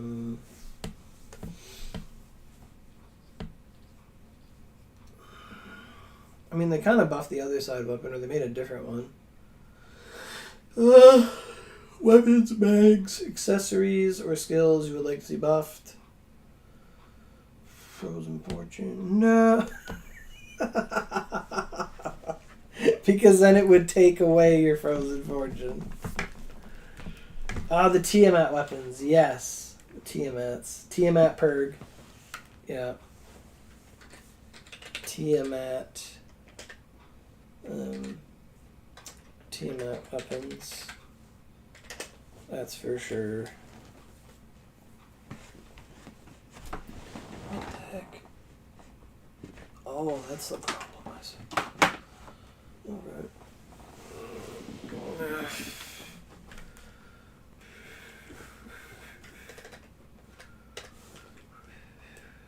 Okay. I'm putting ETC and we're moving on, etc. There's too much to name. I told them what to do. Teach a fish how to buff, not what to buff. They'll do it. Okay, cool. Accessories, skills, endgame mag should have cooldown. Mags that do not come with cooldown should have cooldown. Yes, absolutely. Okay, next question. Tell us how satisfied you are with the balance adjustments made to each character alongside the Vanguard swap enhancement system implemented from December 2025 and onward. Oh, we get to answer all of them. How satisfied are you with the balance adjustments made to Miyamoto Musashi? I don't think I'm satisfied. I've never... I buffed her. I got insta-charge, but, like, it's not enough. I'm very dissatisfied with Miyamoto's. Because Miyamoto should have been better. Like, Heart should have been... She should have came back strong. She didn't have the comeback she needed. Didn't Sasuke get one of these or something? Himiko, it wasn't enough to matter. Wasn't enough to matter. How satisfied are you with the balance changes in Murakami the Third? Who? I don't know. I don't know who that character is. Who? You get a who. Who? How satisfied? Sasuke did get one? You're fucking kidding me. I thought that was a bad dream. You're fucking kidding me. Sasuke got one of those? We have insta-charge Sasuke? When the fuck did this happen? What? Oh, no. She got one too? Fuck, I don't know.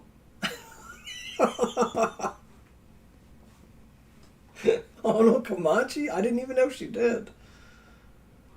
Oh, yes. Good. Oh, good. Yay. Oh, yay. Clap. Siegfried, fuck yeah. Siegfried fucking S tier now. Yup, Siegfried good. Siegfried good. Mega good. Tagada Shingen, he's actually really good. Someone satisfied, yeah. If you do not own this character. I own the character, I just don't know. Genbu was good. Genbu was decent. I like the Ninja Charge, yeah, I'm satisfied with the Ninja Charge. Yeah, I am. She's got Ninja Charge, I'm fine with that, that's fine. I was using her. Please tell us which characters would you like to receive... Oh, fuck, thank you.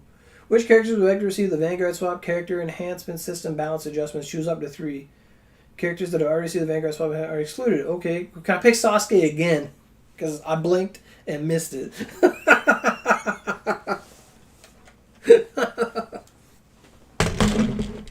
I think I missed it. Alright. So... Okay.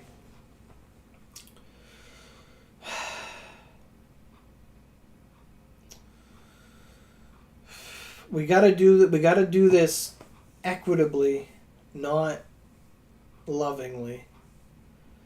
Characters that need this the most.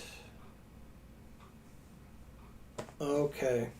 So we kind of answered this way early on. Sanzo, oh my god. Lancelot.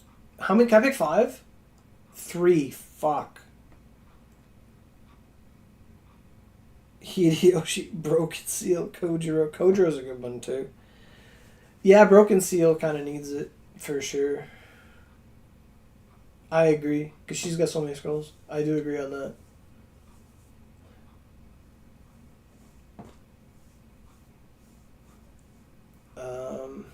Yeah, Broken Seal for sure. Because Broken Seal should be like as good as the others, and she's just not. She's really cool. Broken Seal should feel broken. Absolutely.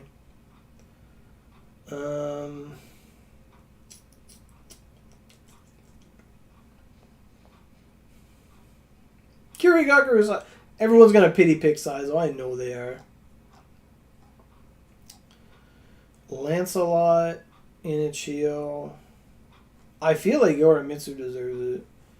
Because, like, she should just be this Vanguard that's really good, and she's just kind of forgotten. Imagine Honda. Lancelot is 150? No, she's not.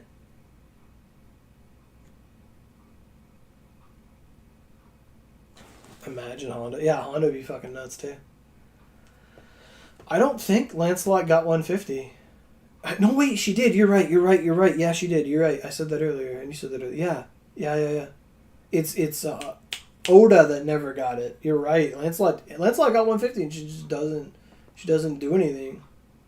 You're right. Yeah, Lancelot. I still think Lancelot. Lancelot, Broken Seal, and then it's either Yoshimitsu or Yorimitsu or... I mean, we already know that they're going to work their way through the Divine Possessions. Like, who have they done? Siegfried. So they're going to do them all eventually. I mean, Dark Musashi needs it. Holy fuck, Dark Musashi needs it. Who's Kojiro? Oh, yeah. Kojiro needs it. Tri-tail, that's the debate. Shooting Doji needs. I don't know why we haven't gotten his transformed awakened form. Like, that would be a good one. Katsui Shibata needs it. Hideyoshi needs it. Gawain needs it. Tristan needs it. Kenshin needs it. Well, not Kenshin. Kenshin's actually a good spot. I mean, Instant Charge Riku, I'd use that in a fucking heartbeat. Instant Charge Sugumo's fun. Medatoshi. Honestly, I think I'm just gonna go straight Medatoshi, Inichio, and Lancelot, because now I think if I double up, they'll if I pick one of them, they'll do them both. If I pick them both, they'll only do I think the minute you pick Toshi or Inichio, they're gonna do them both because it's the same. You're gonna paint with the same brush with the same paint, so we don't want to double up on it. But I think Broken Seal out of the two, absolutely, because Broken Seal's not as good as Toshi for sure. She deserves it. Batman Shizuka, Nidaime, Yabuyaksha, Honda Tadakatsu. Who really needs this? Yorimitsu. I'm going to say Yorimitsu. Why Lancelot? Because Lancelot doesn't do anything anymore. Lancelot got 150 and then it just didn't do anything. It just didn't do anything ever. Hideyoshi and Gawain. I know, yeah, we did pick Gawain last time. Yeah, Gawain needs it. Okay, so we got Gawain, Inichio, and Hideo Torimitsu. Oh boy. If you have any other opinions, thoughts, or suggestions for Onigiri, please let us know. If anybody needs a drink of water, now is the time to take it because I'm getting mine. Because this is where we're going to send them to the Shadow Realm.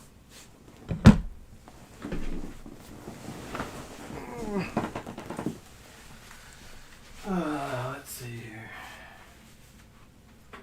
My water is empty. This is unfortunate.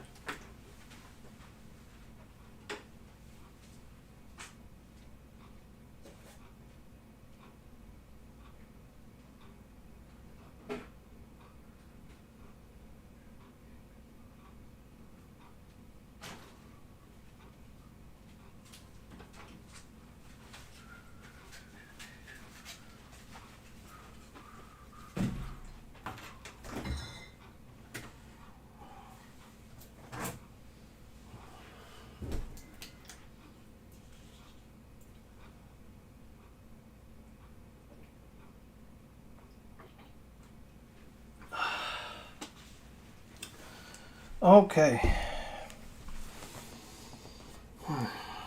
Thanks for the likes, guys. We're at 5. That's great. Appreciate it. Okay.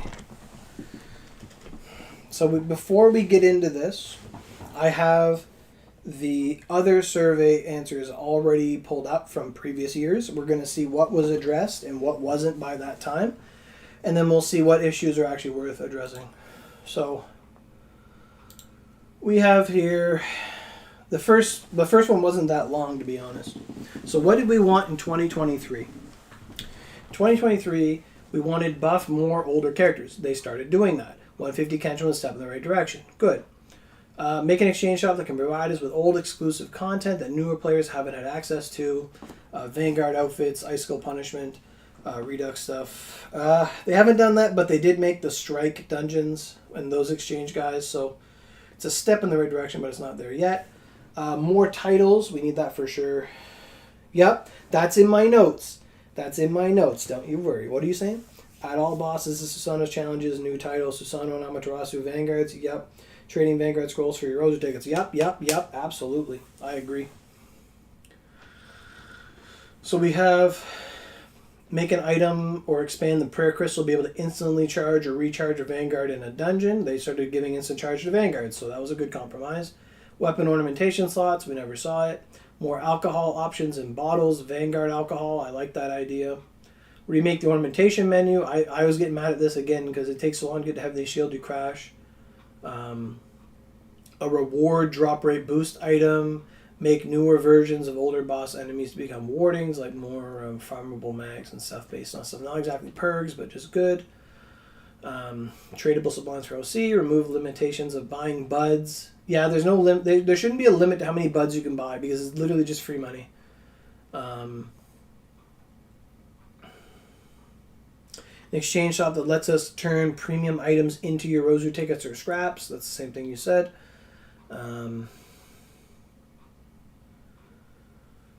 I think they should add like purchasable login calendars like Genshin's Welcome Moon and stuff, like $5 here, take a bunch of OC and stuff, like that's fine. I like the paid Nyankoropon daily pull for Yorozus. I like that stuff. Add older sublimes to the Nyankoropon. They did that. They literally did this. Add older sublimes to Nyankoropons in place of the entire silver lineup. Now we get sublime skill card sets. That was fulfilled. Check. Vanguard hair tickets and stuff, they haven't done that. I'd like to see it. Weapon aura skins, they haven't done that. Make Momotaro available to level up all skills to rank 6, regardless of double border. Raise the story partners levels, put your furry in all areas. Auto pickup, we didn't have auto pickup back then. Good. When putting skills on weapons and smelting, allow us to favorite a skill slot so it can't be overwritten. That is skill glue. That's where skill glue came from. Remove the ability to get fish eyes when rolling in the premium. That'll never fucking happen. Revamp the point exchange in the Nyankoropon. They did do that. They actually did do that because now you can buy like mag powder and weapon powder from it and other things like that. Smelting, create a tab that will put all our cudgels and similar weapons in slots so they don't clutter everything up. I put that one again, didn't even know it was on this list. Put old outfits in the mirror NPC at the Kishinden so you can buy old outfits. Expand the Laps feature to more things. It's awesome. That was when Laps first came out. This is 3 years ago. Yeah, 2023. That was the 2023 list. And a lot of it has been checked off. So now we have the 2024 list. And a lot of them are going to be the same if they weren't given before. Update and modernize titles. We still wanted more titles. Auto pickup. We didn't have it yet. Acknowledge and bypass the warning messages that appear when you go to do a dungeon, like careful, you can only bring one mount here, careful, and it just gets in the way. Like, we're so used to it now we don't even think about it, but it shouldn't be there. Make it so that there's an exchange shop that resupplies every update that we can exchange Oni medals for weapons, mag recipes, and stuff from past events. Add more hairstyles and cosmetics. Add a regular rotation of past sublimes and Vanguard accessories in the Black Cat. They never did accessories in the Black Cat. I think they should. Add subscription, paid banner thingies. Add a way to convert, ideally, 2 of one kind of articles of awakening into another scrap. So if you had 2 mount scraps, you could get a Vanguard scrap or whatever.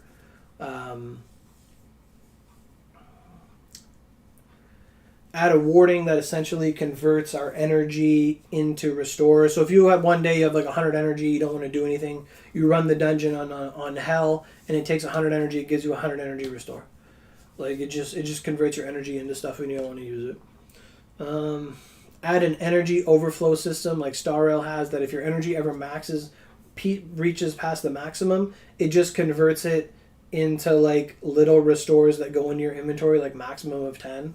Like let's say you're at max energy, and then for every 2 hours you don't log in, it gives you like an energy 10 for later. Like that'd be cool. Yeah, okay. Do a recipe redux, mag redux, like in the past, make things cheaper to make. Here's one. Enable us to actually use the character equipment loadouts to quickly change between our builds designed for different dungeons. Check. We have that now. Why not just buy energy restores like how we buy mailbox? Yeah, exactly. It'd be even easier, yeah. It's just the way I thought about it is a way to do it in engine. Because when you buy the mill chest, you go to the store and you buy it for money, and you just get it. But like in energy, you can't buy with energy. So you would just do a dungeon that takes 100 energy, and when you complete it, you get 100 energy. And it would literally just walk into the dungeon, kill a crystal, and leave. Like it's just it's the same way that the system normally works. It just you make it work to your thing. That sad face. You see Wuthering Waves? Where's the sad... Oh, I see it. Yeah, where is this? Yep, I agree with that sad face 100%. In the options, please put a toggle that disables the delete character button from the character select screen, please. Sad crying face. Yup. 2 years ago, yeah. Yeah. True.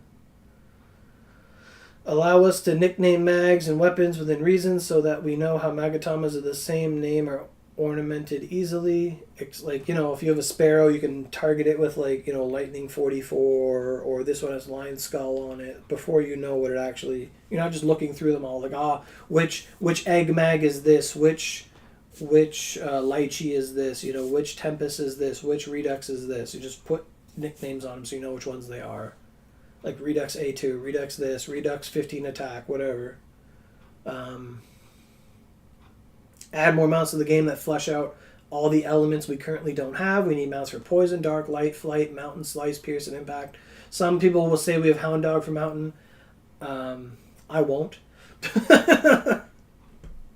And Mighty Bind, I guess. Add more field bosses to the game. Yeah, like places like Moon, Tanegashima, Edges and Highway, 1, 2, 3, 4th line, Marunouchi Sewers. Exactly. Transfer items between characters. In the options, get rid of the delete character thing. Enable our own characters to assist our Vanguard when we swap into them in the same way that they assist us when summoned, but not swap to dealing around 40 to 50% of our regular damage. Like your Vanguards attack when they walk around with you, so why don't we attack when we walk around with them? In the Sublime Young Koropan, allow us to select desired sublimes to chase, or at least add them to the Yorozu exchange in some way, shape, or form. Like, make our desired sublime a 50% chance and the rest divided amongst the others. It'd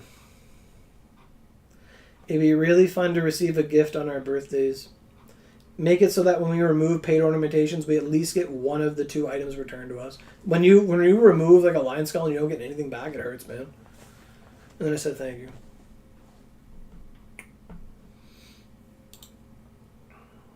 So then we have 2025.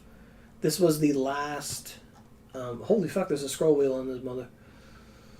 Buff older Vanguards, that was on there. Make an exchange shop, yep. Had more titles. Prayer crystals for instant charge. A lot of this is copy-pasted. More liquor options, Vanguard liquor. Remake the ornamentation menu to make it similar to weaponsmithing, where you can turn off tabs like Purity and Chakra Cost, so it's less laggy. That's on my current list that I already prepared. Add a reward drop boost item, tradable sublimes, remove the limitation of buying buds every month, just get them. A lot of these are a lot of the same. Put your fury in all areas of the game, remove the ability to get fish eyes rolling in the premium, revamp the point exchange, they did that. When smelting, make a tab that puts all their cudgels in one slot. Please expand upon the lapse feature, they did that too. Convert Articles of Awakening into a different scrap. Turn unwanted scrolls into scraps. Add a warding that converts our energy overflow system. Add more possible screensavers to the game, like old login screens and stuff like that. They should just be there, be fun. Weapon and recipe, mag and weapon recipe reduction, nickname mags. This is a big one for me. Let us run a dungeon without consuming energy in order to help another player out, but we forfeit all drops and rewards from that dungeon. It's basically like us running the test training grounds. You'll get no drops, no weapon experience, nothing. You can just help someone run it forever, and as long as you don't want the drops, you can keep running it with them, and you can help your friend out. I think that's really important. My cat walked down and just plopped on the floor. Hi. Boom. Plop. Okay, what else do we have that's new? Allow Moroku to sell us better SP items. Like we used to have items like camellias and stuff. They used to heal like 900 SP. We don't have them anymore. It'd be great if that was updated. Exchange Vanguard scrolls to get Vanguard skills. It could be fun. A punishment crossover of a character. Fix the crashing and operation destruction of Force of Chaos Delirium. It's literally impossible to run dungeons without crashing on PlayStation 5. That is still true. PS5 Onigiri client. Guaranteed platinum and gold rolls from the Neon Korriban after so many summons, like 50 for a Vanguard, 30 for Sublimes. More Oni modes. Delirium should give away more Oni medals. That was when Delirium came out. We were all like really focused on it. Vanguard affection system. Disable the Vanguard's voice lines that play when you run faster than your Vanguard. It gets annoying. Put it on a 5-minute cooldown. Be able to. This is a big one for me. Be able to pin a weapon recipe to the side of your screen, like how we see quests, so that you can see how your drops are progressing as you're farming. Like, oh, okay, you don't have to open your inventory. You'd be like, oh, I got an umbrella hat. Great. I'll maybe do 10 more runs and maybe I'll get another one. And you can just keep, without having to check your inventory every single time, it would just be pinned to the side. Hey, I got one. Hey, I got one. Hey, I got one. That'd be great. That'd be fantastic. I said larger party sizes, emotes without a keyboard. We should be able to set like what the party is set to. Like if you're soloing a dungeon, but you want to farm it, you'd be able to say, yeah, this is actually, treat this dungeon like it's a 5-man body party and let me fight all the mobs by myself. You know, because sometimes you can't get a body party and it sucks. And you're trying to farm a specific mag and it only drops when we meet you well on 4-man but not 3-man, and 5-man gives it too big a pool. Like just let people like mix and match their stuff without relying on others. Don't mention it? Alright, I won't mention it. If you crash while in Vanguard, you should get a portion of your Vanguard gauge refunded to you, proportionate to how much time remaining you had as the Vanguard. Perfect blocking should give you back like 10% Vanguard charge. Less invincibility phases on bosses, and instead you should just make them take 80% less damage rather than full invincibility. Doing a dungeon on a specific channel should send you back to that channel. Fix it when someone whispers you as soon as you go into a dungeon, you end up crashing or getting infinite load screen. Do more collabs, they did that. More skills added with outfits like the succubus outfits and stuff. Able to access warden dungeons from my room. Better yokai pets. Repair fairy all button. Auto refill alcohol when entering an area that is Ibaraki. Better Magatama band-aids that always give you your materials back. Give us the ability to make up for missing login days so we can more reliably get monthly achievements when life happens. Okay, so now for this year. So I have a list on my phone that I made, and a lot of it kind of overlaps with what's already on these lists, but these are the ones I kind of care about the most.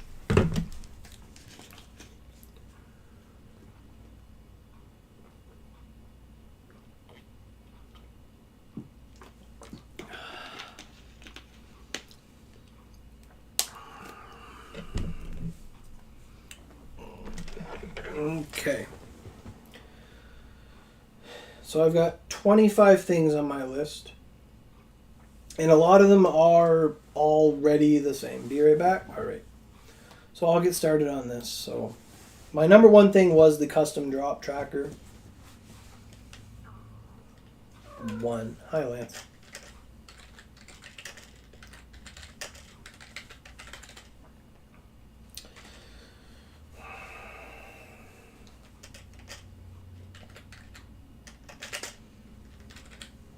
Add a UI to the right hand side of the screen that can keep track of total number of drops we collect live as we collect them,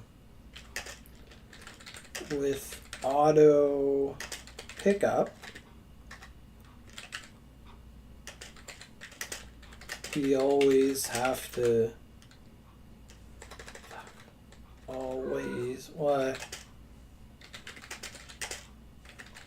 check, inventory after a run to see if we got the chase material or not. Okay, 2. You will choose the lollies.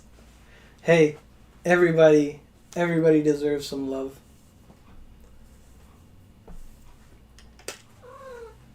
Right, Lance?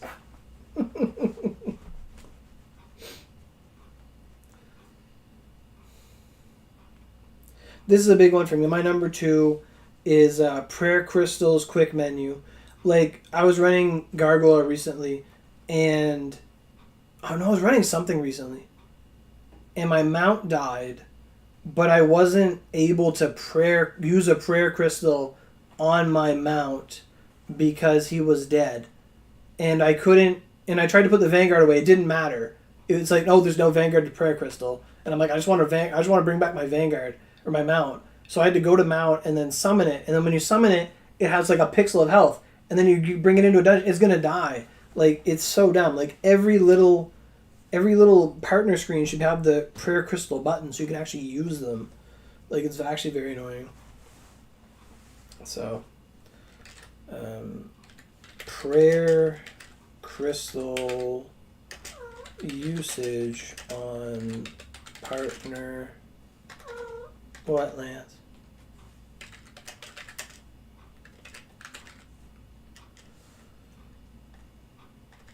On partner menu.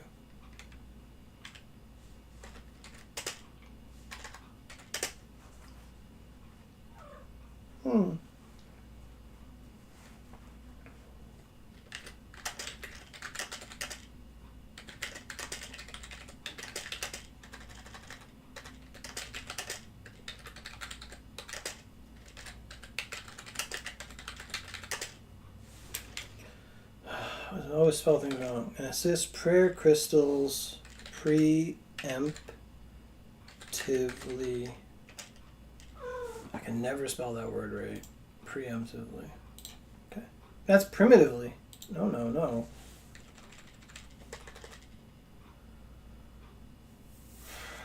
Prior.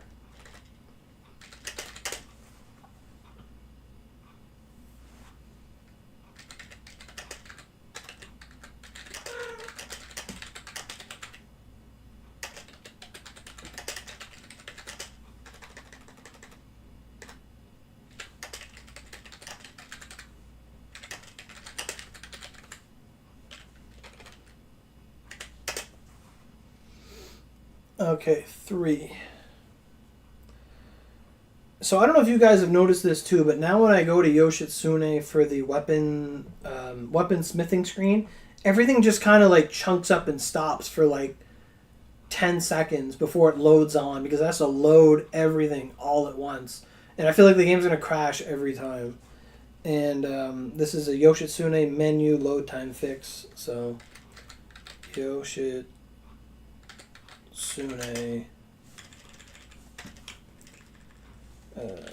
weapon smithing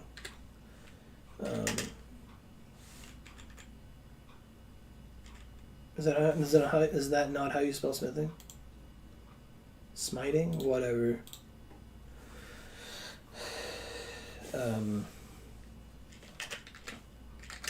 Make it so that when we open this menu, none of the weapons are weapon categories are selected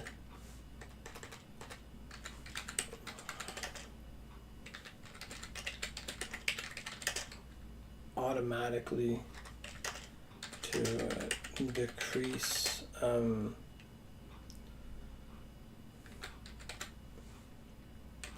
stresses causing the server to load and lag.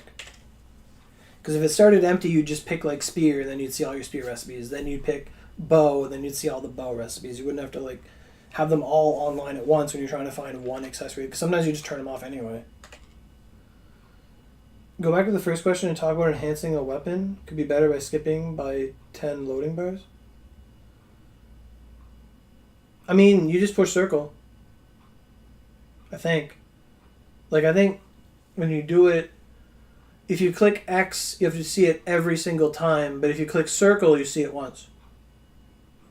A question 11 over.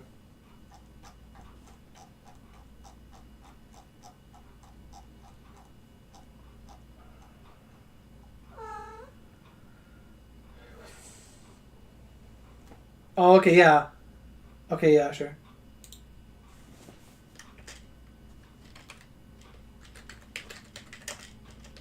Because it's not clear to know that, right? So, weapon enhancement, not needing to skip, 10 times per enhancement.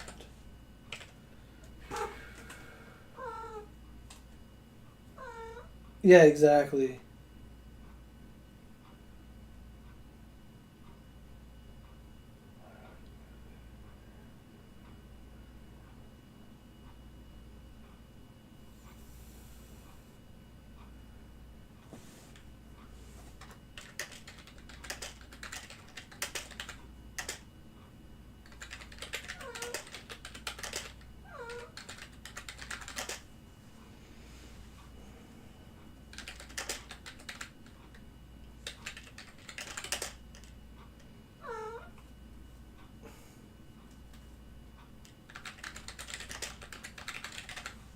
There, I got it. There. Okay. Oh, fuck, he's climbing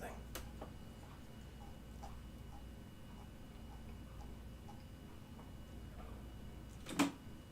Okay, we're on point 4, but...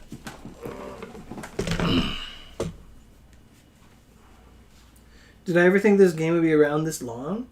I never really thought that at the beginning.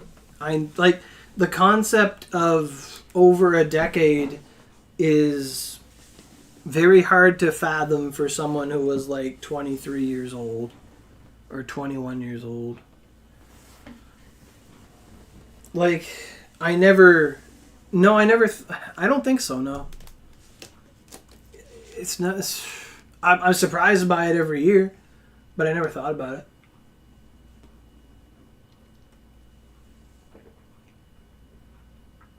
Like, and it's a happy, grateful surprise. But no, I mean, when we grew up, we heard about World of Warcraft and all those other games and stuff, and they've been around forever. So you just kind of think, oh, it's another one.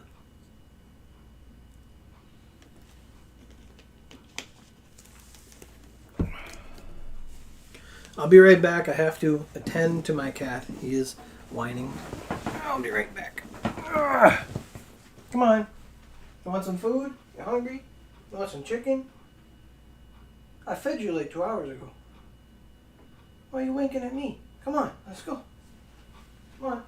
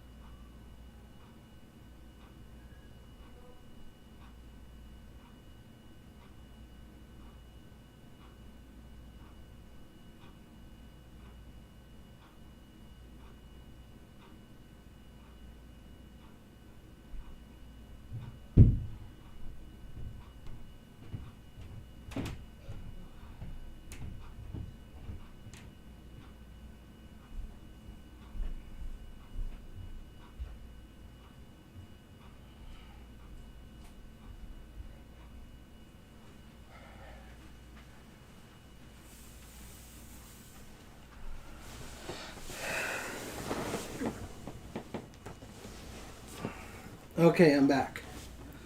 So where were we? Okay, I got a lot of things to put on this. Number 4. Oh, this is a nice one.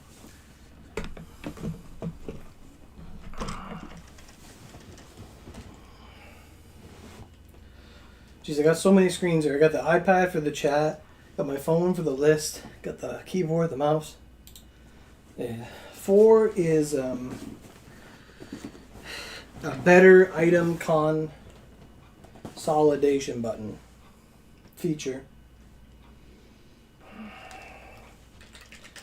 inventory drop, or not inventory storage.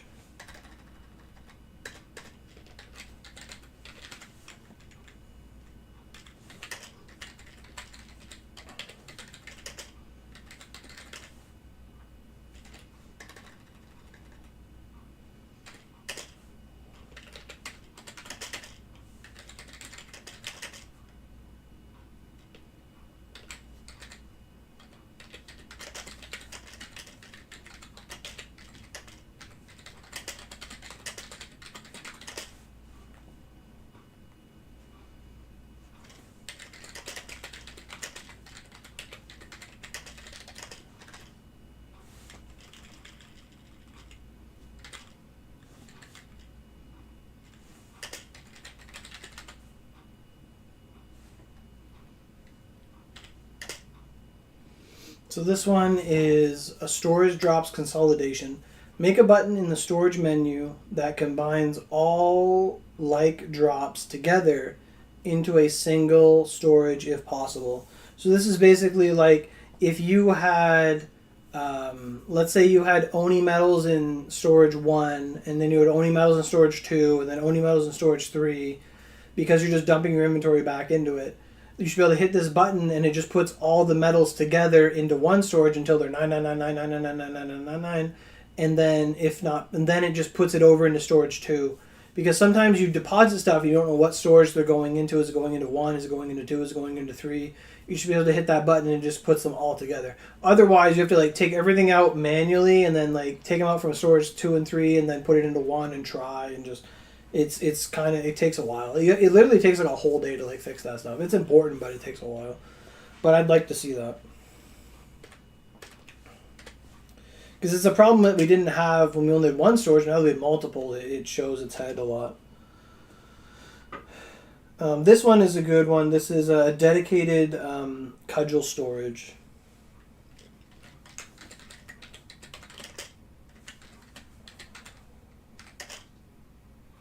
Cudgel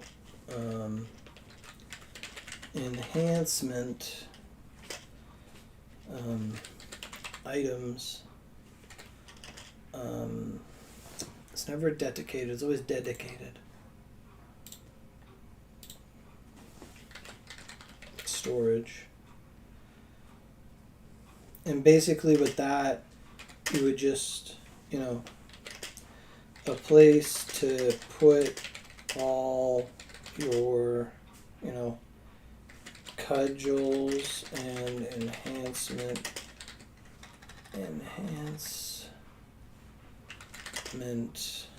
items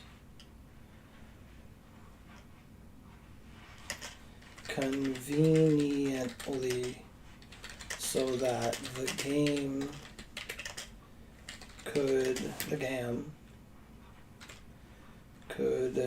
potentially start to include an auto enhancement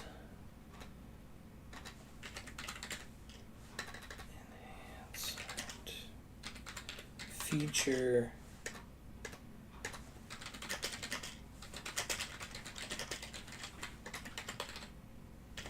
basically I want auto enhance, and the only way to do it would be if you put all your cudgels in a specific place so that the game just automatically takes from cudgels and it just goes faster.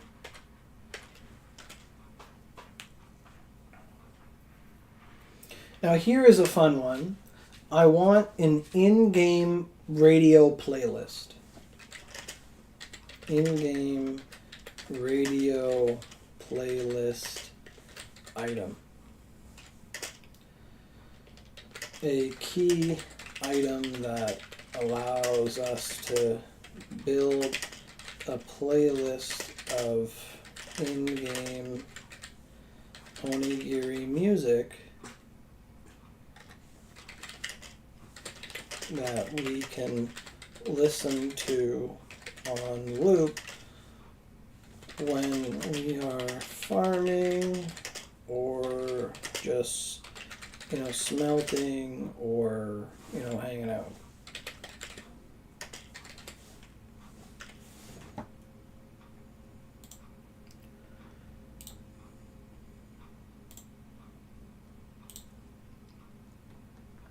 Like, I think that'd be fun.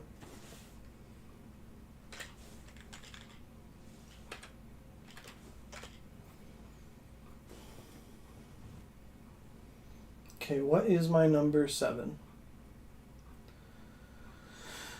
Yeah, mag renaming and visual markers. Same thing I said before. Magatama, nicknames and or visual markers.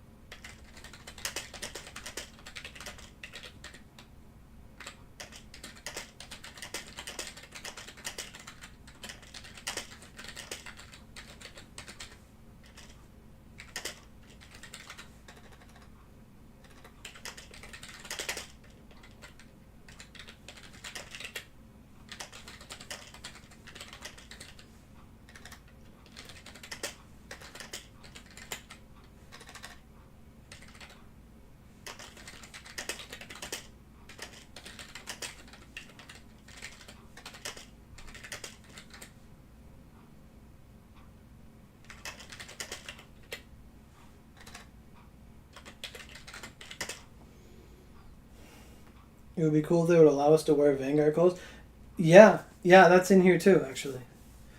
So this one is Vanguard or Magatama nicknames or visual markers that allow us to indicate what our ornaments on mags are doing before we have to sift through several copies of the mag to find the one you want. So like if you had a Sparrow mag with 2 rolls of fire, it would just have 2 fire symbols on it so you'd know what it's doing. So like if you you would just put it there, would just put a little mark. So like if you had a Sparrow with fire and lightning, you would just have Sparrow, and then you put the little the fire symbol and the lightning symbol, and then oh, that's my fire lightning Sparrow. Or if you have one with cooldown, it has a little cooldown symbol. Oh, that's my cooldown one. Oh, that's my lion skull one. You put the little lion emoji on it or whatever. Or a skull emoji, just so you know.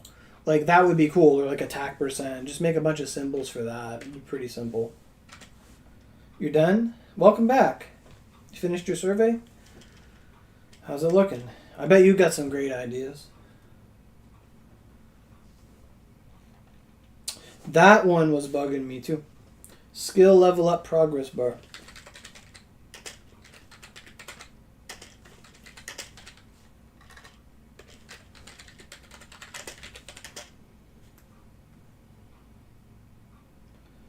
Do I think once the PS4 store is down that Oni would be down too?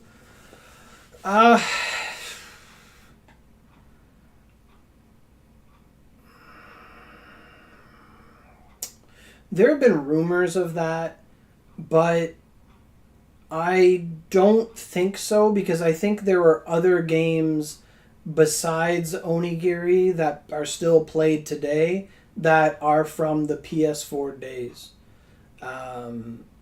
Now, they did just shut down, I think, Destiny 2, but that was because of Bungie, not so much Destiny. But that would have been a bigger call out to a game that has been around during PS4 and is still being played on PS5. So it is still a PS4 game, yeah. I don't think so. I don't think they would do that. Like, I mean, right now with Sony, it's hard to say. If it was a physical game, probably not good chances, but I don't think so. Because there's still so many games that that people are still playing today that are PS4 games that don't have PS5 versions. Now, I don't play those games, obviously, so I don't know them all, but I know they exist. So many servers were shut down. Asian, European, Xbox, Switch. Yeah, But I think they were shut down because they weren't making money. So you have the Xbox version that just had so many bugs and Xbox couldn't run it, and Microsoft wanted the single player mode, and single player mode allowed people to re-roll their gotcha tickets, so they never had to pay for anything. And then you have the European server that, people already knew the future, so they're like, well, we're not going to get anything. We're not going to get anything at all because we know knowledge mags are going to come. And then when we have the knowledge mags, then we won't need anything ever again anyway. And that was the whole mentality going forward. So it kind of like created this welfare state on the server that because people knew that they were going to get a handout anyway, they never worked for themselves. They just held tight and it just collapsed. So, and then PC was so strong because they made the fucking Dragon Arc Ogies so powerful that they did cap every hit, that you could put it on a 115 weapon and just cap the game, so no one had to buy anything ever again. They couldn't. You can't sell them. You can't sell someone a steak when he has like a whole fridge full at home. You know what I mean? Like it's already taken care of. You just got a bad feeling when you saw PS4. Yeah, it's. I don't think they'll just. I don't think they'll do that for sure. I mean, I don't know what prevents Cyberset from just making a PS5 client of Onigiri. Like, I think they would do that. In any case, they would just update it to PS5. Like, ultimately, it's something that's up to them. I think they should do it because it's the same account, it's the same thing. Like, they should just put it to PS5 anyway.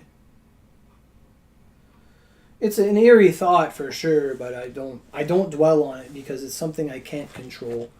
And the more you dwell on it, it just makes you not want to do anything. So.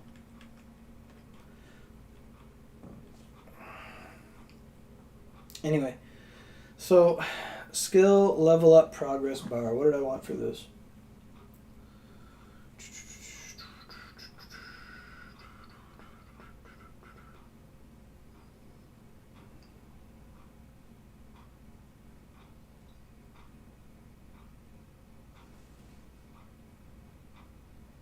Oh, for the Redux, the Skyrending Fuse recipe comes from Benkei Factory as a reward. Or you can sometimes get it from Nightshade, but I just run through Benkei Factory till you get it. I've gotten it multiple times running Benkei Factory for blueprints. But it comes from Benkei Factory.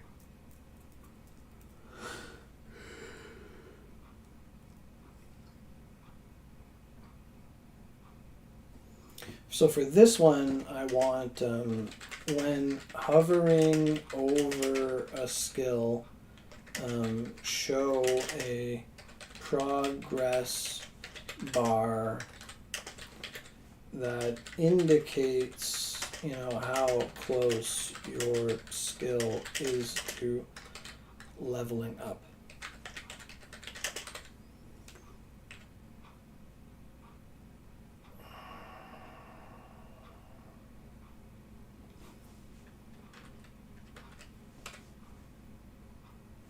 Yeah, you want to do hell, yeah.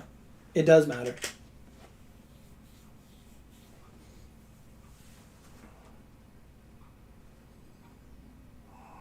What else do I have on here? Yeah, revamp the ornamentation menu. Ornamentation menu. I can never spell ornamentation. Ornamentation menu needs a revamp. Basically, the menu is too bloated now and tends to crash us regularly as we scroll all the way down to the, good staple ornas,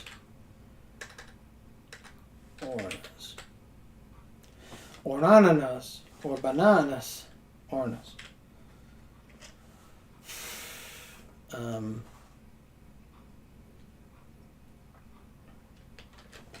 Allow us to pin favorite ornas to the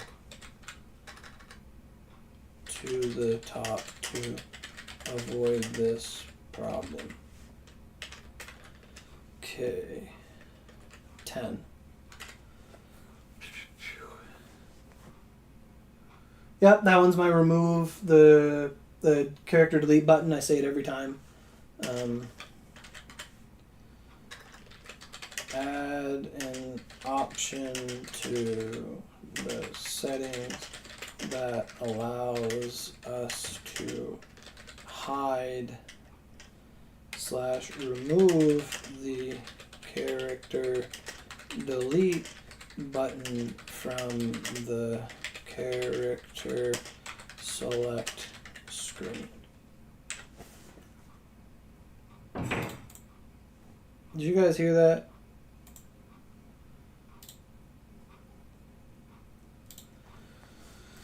I'll be back.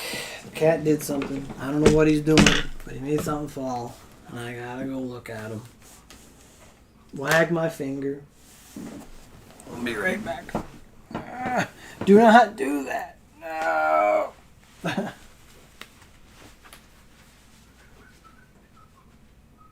Lance, what'd you do?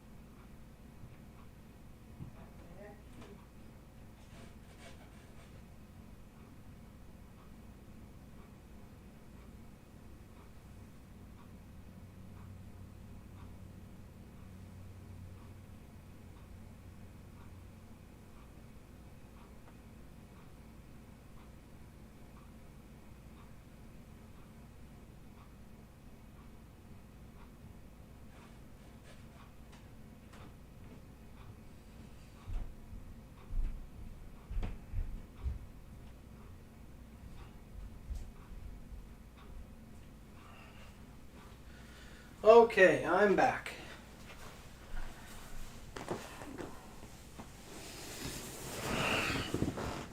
So he was eating his food, and then there was a little dry piece on the bottom that he didn't eat before. So he flipped the whole bowl over. Like, what a drama queen.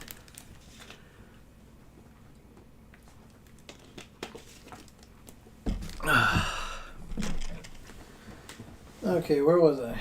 Shift enter. Shift enter again. 11. Okay. So I have 25 in total. But maybe there's more you guys will recommend.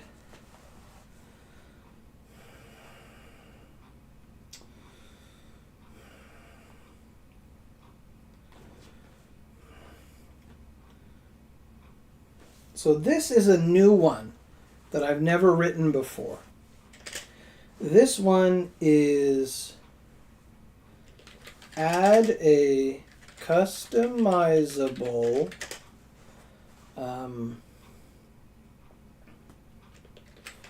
scheduled dungeon access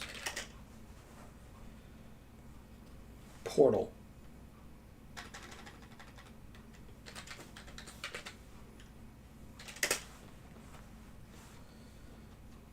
Summarize them? Okay, once I do this one, I'll summarize the other ones.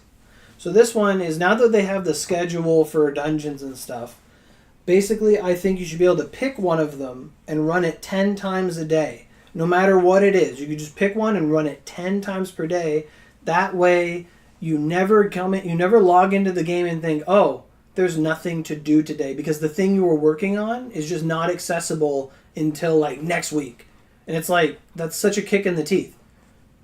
So you should just be able to like do one of them 10. You should just be able to make progress every day, not just, you know, once every couple days or once a week or whatever. Like, that's the ugliest bow skin. The Zunko rerun. Her bow is just that tiny little bow. What the heck? I mean, seeing Zunko again would be cool, but okay. Add a customizable scheduled dungeon portal. Essentially I spelled it wrong. Allow us to run any one dungeon from the scheduled dungeons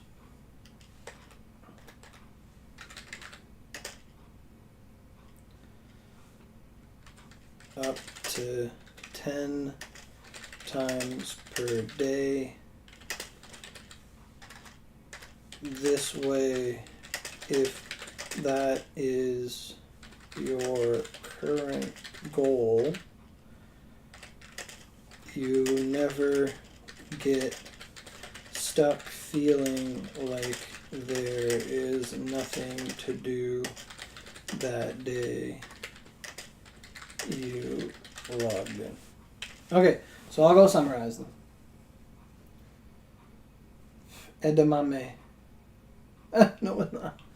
Alright, so my summarization so far is custom drop tracker is basically add a UI to the right hand side of the screen that keeps track of the total number of drops you're looking for as a live count. With the auto pickup, we always have to check our inventory after a run to see if we got the chase material or not. So basically, if you set it to marrows, it would give you a live count of how many marrows you get. You don't have to keep double checking. You don't have to keep looking. You can just see, oh wow, I got a nucleus. Okay, cool. That number's going up without having to check all the time. It'd be very good for momentum. 2 is just be able to use a prayer crystal on every menu, because if your mount dies, you can't just click prayer crystal and use them. It'll go to the vanguard. If you take your vanguard away, it goes to nothing. And if your assist dies, you have to resurrect them. And if you resurrect them at the wrong time, it's just really annoying. There should just be a button on every menu that just says prayer crystal. Because if your mount dies and you miss the prayer crystal window, then she respawns with 1 HP. You can't use the prayer crystal. You have to wait for her to actually die. And then if you're in the dungeon, she has to die. Then you have to click into the menu, click the button, then do it, then revive it. It just fucking sucks. Just let me prayer crystal the mount before it dies. Please. Yeah. So 3 is Yoshitsune weaponsmithing. So make it so that when you open up the menu, not every weapon category is selected automatically. Because right now it lags and it really freaks out when I open it.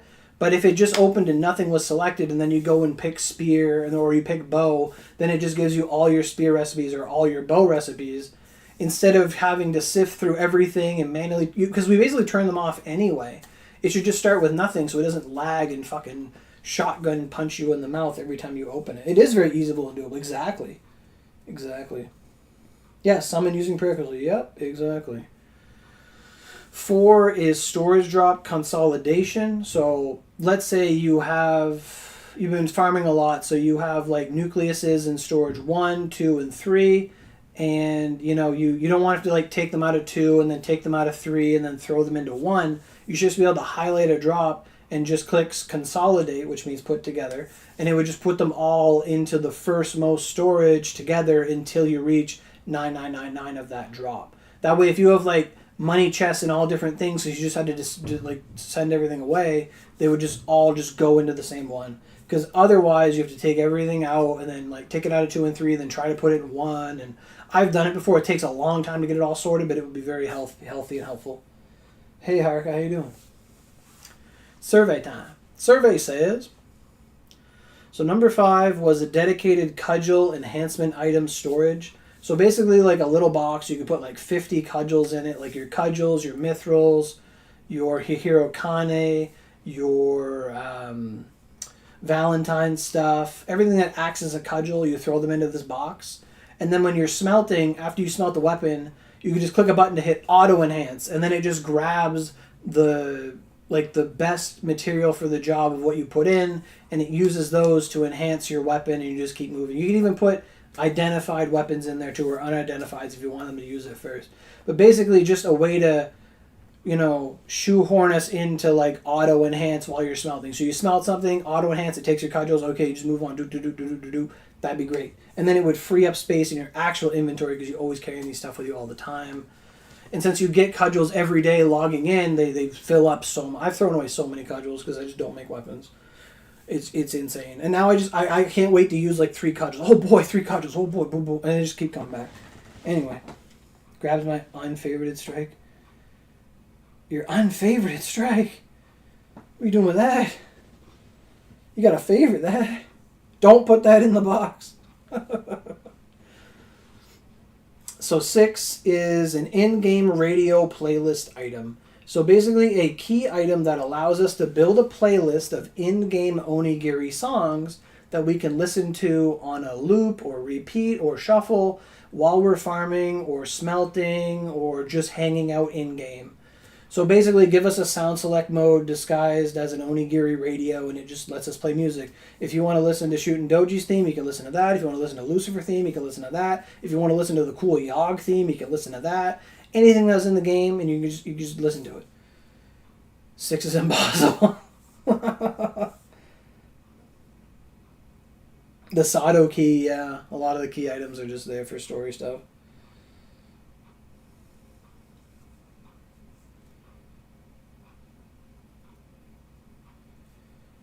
Yeah, I read through mine earlier too. I have a list on my phone right now. So 7 is being able to nickname or put visual markers on your mags that show you what ornaments are on them. So like if you had like 3 sparrows and one of them's got water and lightning, one of them's got water, and one of them's got water, fire, then you would have little symbols on it, like the element symbols that are already in game. One of them would have like the water symbol and the thunder symbol, one would have the water symbol and the fire symbol, and then one of them would have 2 water symbols. And then this would be true for like anything. You would manually put them on. Like you'd be like, oh, this lion skull has attack percent and poison and this, and this lychee has cooldown, and this lychee has crit force. Like it would just have little symbols that just help you know which one's which, the ones you're looking for really quick. You agree with Riku? Or Ruki? Yeah, there are a lot of... key items don't take inventory slots, but yeah, they are kind of annoying. Okay, so 8 is a skill level up progress bar. So basically when you're hovering over a skill, it shows you like how close that skill is to leveling up.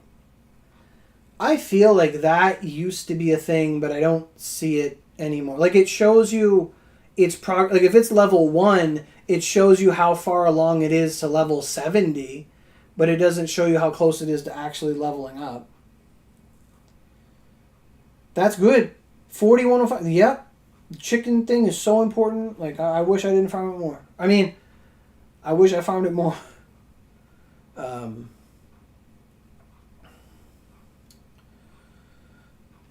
It would just be nice to know how close your skill is to leveling up, because sometimes it just feels like it just doesn't level up at all. 9 is the ornamentation menu needs a revamp. The menu's too bloated and tends to crash us regularly as we scroll all the way down to get to the good ornas, like Heavenly Shield and Lion Skull and all that stuff. Basically allow us to pin our favorite ornas to the top to avoid this problem. Because I crashed so many times doing ornamentations. I've ornamented more times in the past month than I have in like 3 years. It's crazy. 10, add an option to the settings that allows us to hide/remove the character delete button on the character select screen. And then 11 is add a customizable scheduled dungeon portal. Essentially allow us to run any one of the dungeons from the scheduled dungeons up to 10 times per day. This way, if that is your current goal, you never get stuck feeling like there's nothing for you to do when you're waiting for, Leavenlance Day, or you're waiting for Leviathan Day. Like, you could get an extra 10 runs or whatever. Maybe 10's too many, but at least something. That way you can at least make progress every day. Like, if that's your current thing, that's what you do. Now, it might not give you the limited reward up version, which would still make, like, Leviathan important to do on Tuesdays and so on, but at least you could still farm it. Like, I could see for, like, the Purg Gargs, you wouldn't have access to Oni mode every day, but you could do Hell every day. Like, something like that, just so that don't lose your momentum. Because sometimes with how things are so time-gated that you just forget about them. Like, oh, I can't do this day, I guess I'm not doing nothing. New titles is definitely on here somewhere. Yeah, I just saw it. It's number 21. 12 is... this is crashing in a dungeon with an instant vanguard. 12. Instant charge vanguard loading screen crash fix. Right now, if you crash while loading in with an instant charge vanguard, when you rejoin the dungeon, you do so without your vanguard being fully charged. And this sucks. This sucks. We're gonna stay here all night, huh? Maybe not all night. I'm getting through it pretty quick. So 13 is a simulated party size slider.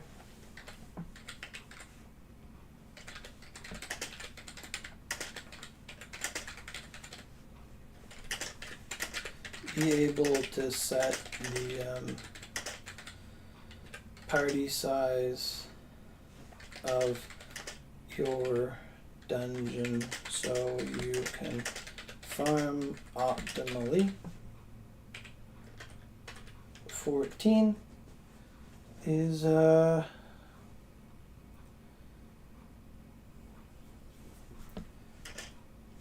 can't even spell optimally. Where's my cursor?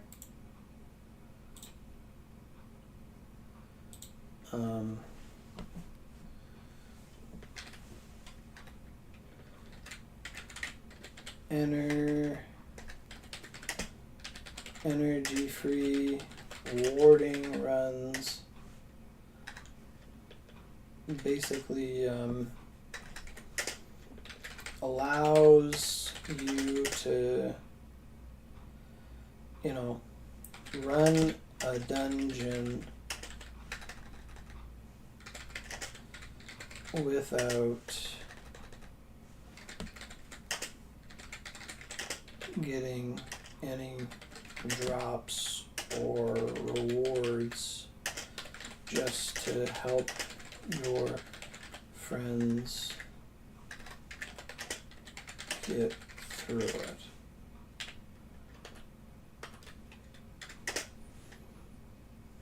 I always hated that sometimes you want to help someone with what they're doing, but it's just too much energy and you just can't afford it.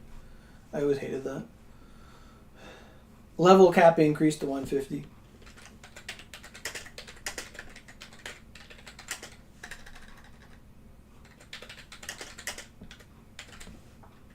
Pretty self-explanatory. 16 recipe for old weapons and mags reduction. Recipes for old weapons and mag, material reduction, materials reduction. We need another one of those. That first one is hype as shit. So like Genshin, exactly like Genshin. You would only use the energy at the end if you actually wanted something. Yes. I didn't even think of it like Genshin, but you're right. Yeah, like Genshin. Good observation. Hi, Lance. This one's like having a trader, like they have in Warframe and stuff. So, a weekly exchange shop. Hi. That brings, random rare materials to Onigashima, and you can buy them for 1 million Ryu each. Just something to look forward to, like bargains on crack, basically. Yep. Give him a dance.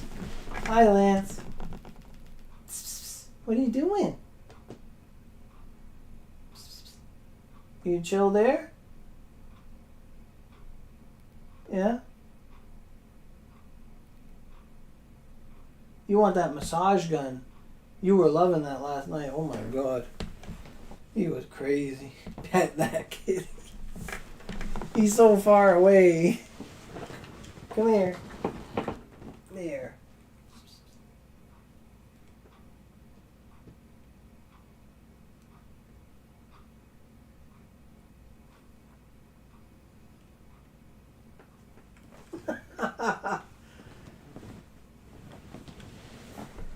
I tickled his feet. Storage needs fixing, and don't tell me I have the space of just moving to the second storage when it does have inventory. Exactly, yeah. I put that in here. Consolidation, yeah. Just the ability to like shove it all over. Like that'd be great. So, 18 is more field bosses. More field bosses to, unused areas. Pretty simple. They could have different drops that we need. Imagine getting a Akatsuki Yami from a giant gray on the moon. That'd be great. Now this is a cool one. I have an event that takes place in the past that lets us revisit the old original Onigashima. Like, Gala should take place in old Onigashima. Like, don't even get me started.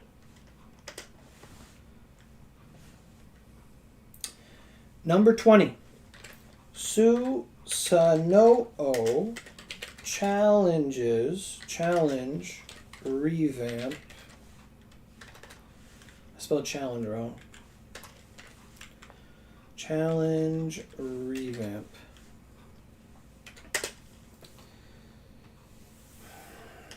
Okay. Update Susanoo's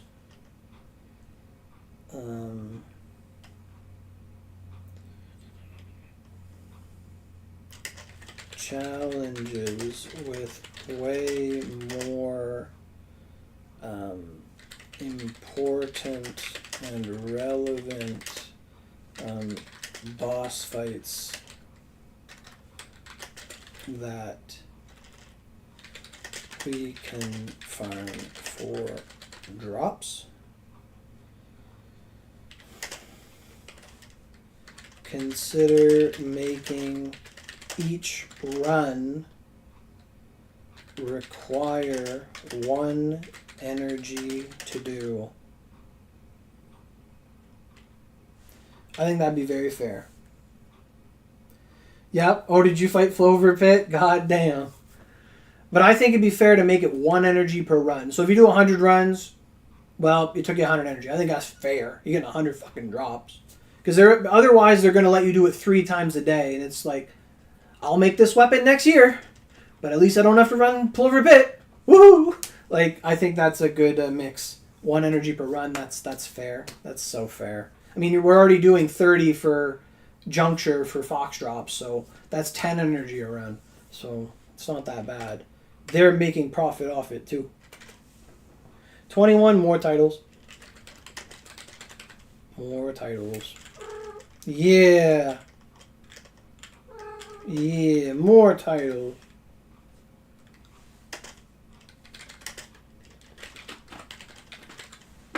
More titles for Amaterasu,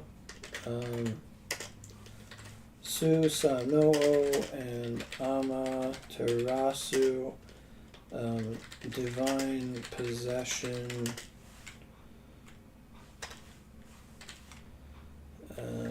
main story update. Can't spell possession right. Can't spell Amaterasu right. Fuck. Sakes.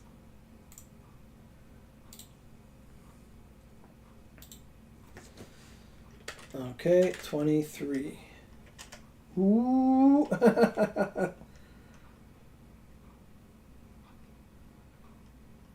Fox the Mount? Oh, yes.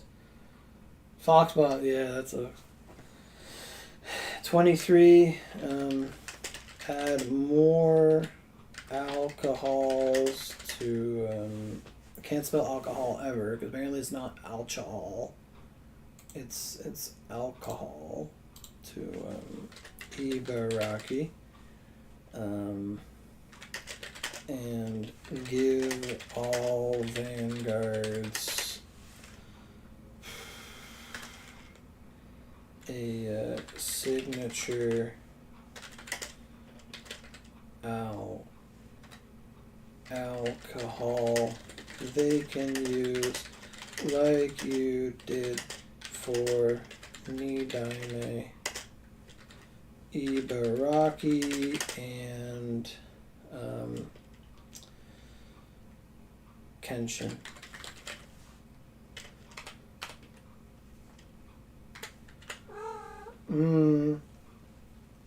So we're actually going to get one of those vanguards this year, eh? Because we got, Venus, Nidaime, Tabiyaksha, Moroku. So someone's next. Like, is it going to be Kaguya? Is it going to be Momotaro? We got Yoshitsune as well. So did it go boy, girl, boy, girl? No, it went girl, girl, boy, girl. So there's no gender thing. So it could be Kaguya this year. It could be Momotaro this year. More booze, yes. Kaguya and Momo, a revamp of Halloween, for sure. I mean, they seem to treat like Kaguya and Momotaro as them already. So, oh, what are you doing? I hit you with the chair trying to turn to see you. You're okay. He's running by. Okay. Oof, scary. I gotta watch that mouse. Okay. Okay, 24 is birthday events. Birthday events and gifts.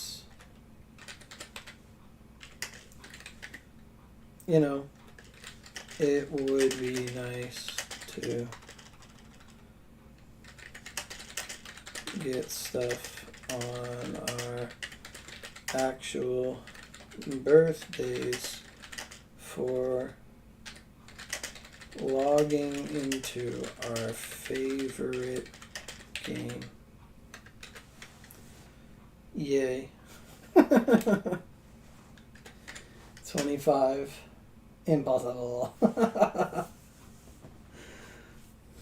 Oh, reward boost items. Rewards. Boost drop rate items. Basically, you reward up as a boost. I'm down with that. 26. Now this one they can do gift you a Vanguard OC, a mag. Yeah, give you a... Like, I'm down with getting a Radiant box. How would you guys feel about getting a Radiant box for your birthday? Like a Radiant box. You know, like a Radiant box. Yeah. I mean, you could get 10 gotcha tickets, could get 300. Read, Logan, read White. Maybe just a gift button in someone's profile. Gift you a Vanguard. Oh, okay. Oh, yeah, okay, sure. Yeah. Oh, okay. Yeah. That's a cool one.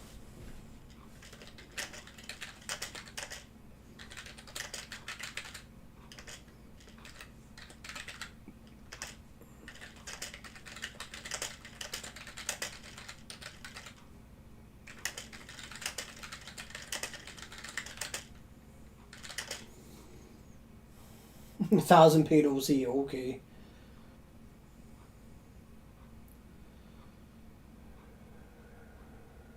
Mag, a Vanguard. Yeah. Give someone items by clicking on their profile, like a Vanguard, like smelting buttons, or artisans, or, Vanguard.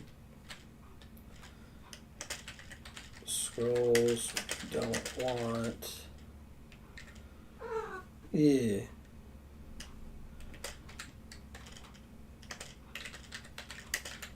Etc. Yes. I read the untradeable stuff, yeah. I mean, you already know how that's gonna go. Like, if I could just give you a Redux, or let's say I give someone a Redux, and then, like, let's say there's something that I can't trade, like a scroll. I'll be like, yeah, I'll give you this scroll, but you gotta pay me like 700 OC for this friendship pendant. Like, you know how it's gonna go, but I understand the sentiment behind it. I do. All 12 alts, yup. Okay, now this one is my last one. And this one, I think it's about time we get this because it's something that would be nice. Full outfit and appearance loadouts. So right now we have weapon loadouts. So you can go to weapon slot 1 and you can have 4 weapons and 4 mags and 2 accessories. That's set. You go to set 2, it's another one. Set 3, it's another one. But outfits, we only have 1. And you got to go through the outfits and it crashes you sometimes. But I'm saying you should be able to make actual outfits, make preset outfits. So like you could have like, your summer outfit in one, or you could have this has no moving parts, this is what I'm running for dungeons outfit, or this is your blue day outfit, or this is your red day outfit. But basically allow people to like pre-make a bunch of outfits you can just change between, and maybe even make it so you could change your hair color to those settings. Like you go to the mirror and just change, like, yeah, I want to be this right now, then you change back. Like without having to go through it all the time. Just basically outfit loadouts. I think that would be fun. You want two-tone hair and eyes? Yeah, for sure. So this one is add proper high loadouts for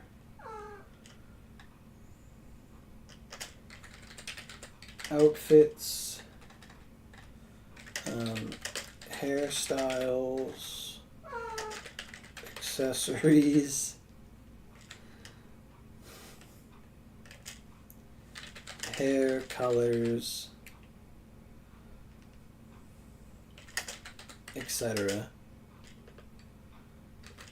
Same functionality as weapon loadouts. There. Please pet him. I would, but he ran away. I'll go see him, but that is the end of my list that I pre-prepared for ideas. So while I go pet the cat, maybe you guys have some other ideas. Hey, girl, I don't care at all. You think there's a chance for a collab character like Aoi or Kiritan to appear in the Nokorobo on our collab event rerun after the poll? I mean, if enough people say, yeah, I want Kiritan to come back, or I want Aoi to come back, or I want Zanko to come back. I mean, they just did a rerun, and if KG made enough money, I'm sure they'll do it again.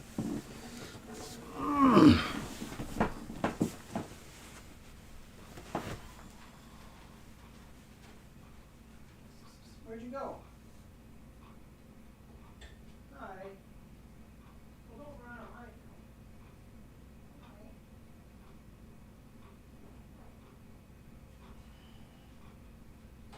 What are you doing? You're just running away. Stop running away. What are you doing?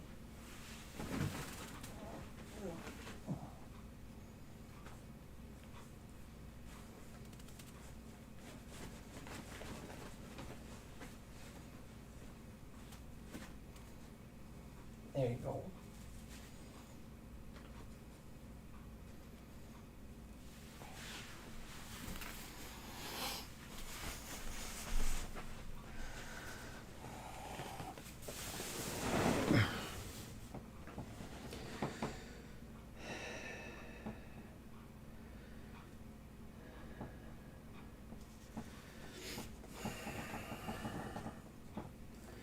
You can view outfits when you buy them. There's a little button to preview them, how they look on you.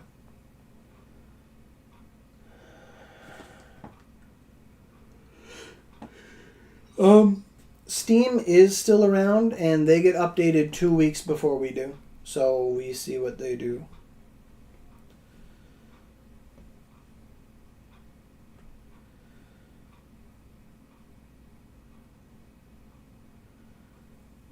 Where? Like when you're in the Nyankoro and they have outfits, you can click a little button on like the top right and you can preview them.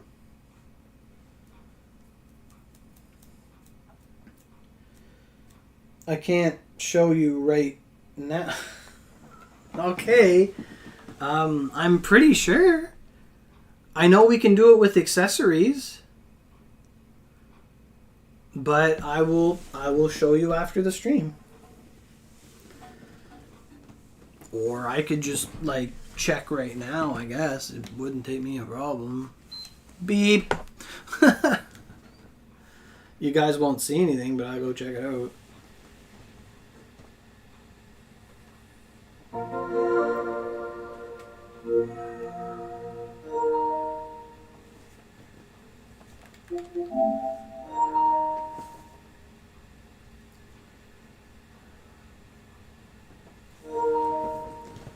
What about the bazaar? Oh, you were talking about bazaars.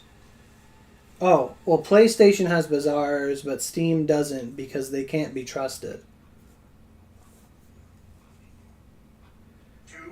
They were buying OC from like fraudulent sites called like Gold AA, and then people would like buy the non-bazaarable OC off them and then use that for other needs. And then the other account would just like charge it back and delete the account and just repeat the process over and over with like dummy credit cards or whatever the fuck. We can't... Oh, in bazaars. Oh. I thought you meant in the Nyankoro.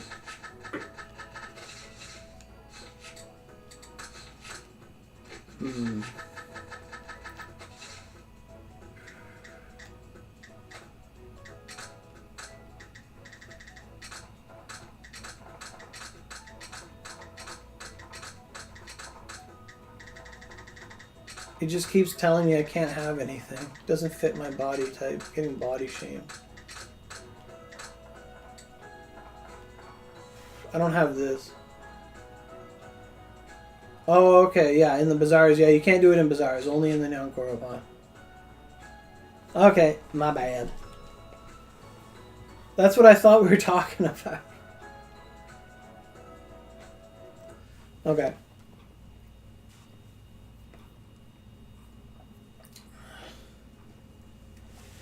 All right. So that's my survey. I think that's all that's really gonna go on to it. So now I have to make the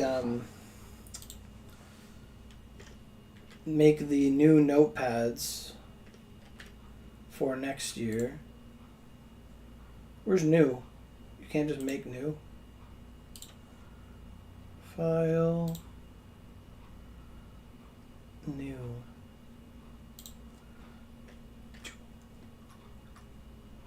That's nice and proper.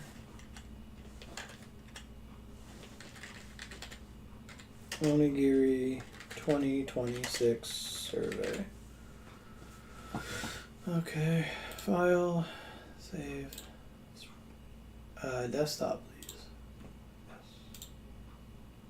Yes. Fuck. Okay. Onigiri 2026.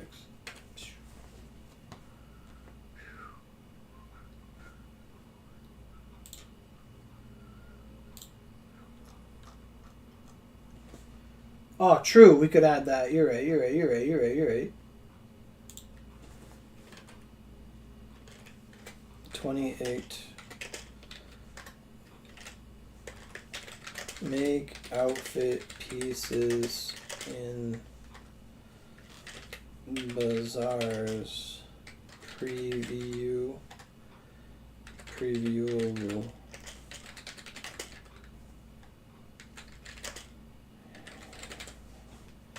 Okay, cool.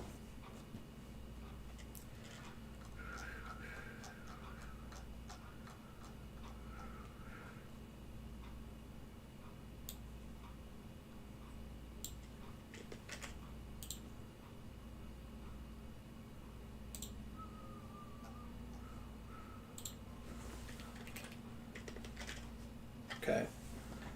Cool. Control S. All right.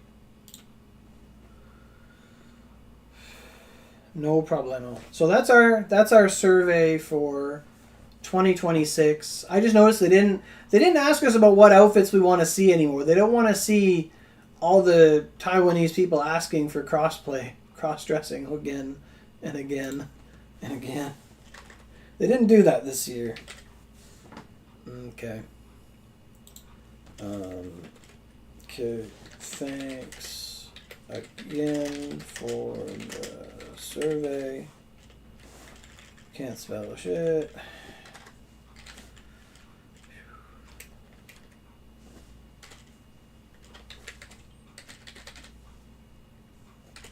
Cool. All right. So now I'm going to submit it.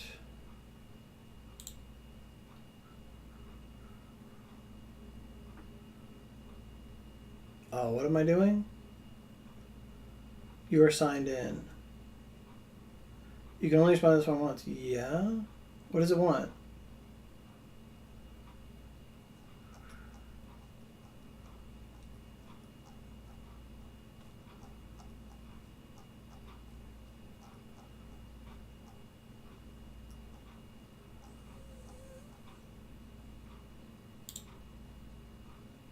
Okay, cool. Good. Now we hope and pray. Exactly. We hope and pray that everybody does their surveys and they do them honestly. Because last year, or the other year, like all the surveys were basically just like, how dare you nerf Sizo? And that's pretty much all they got. And everyone answered none to everything. And then the year before that, they took away bazaars and then people were upset, so they answered none to everything. Like, they got to go a year without pissing people off and they'll get honest surveys. And the year before that, they closed down like PC, so then they got really disingenuous surveys. So this 2026 one might be the best chance so far to get good surveys. Oh, okay, that was a long one, but I'm glad we did it together. Thanks everyone for your contributions and listening to me ramble, and all our likes and our viewers and our commenters. A big round of applause for everybody who participates. You know, I guarantee for everybody who fills out this survey, the next time they get a login boost in this game, they're going to get 10 OC. I guarantee it.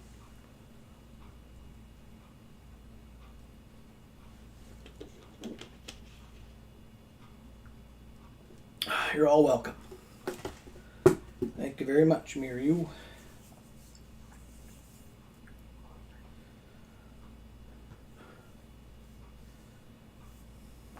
3-hour stream? Wow. So apparently next week we're getting some kind of Garg Purg bonus dungeon thing for a week, so you'll be able to farm like the Gargs every single day with like a dungeon boost. So that's pretty cool.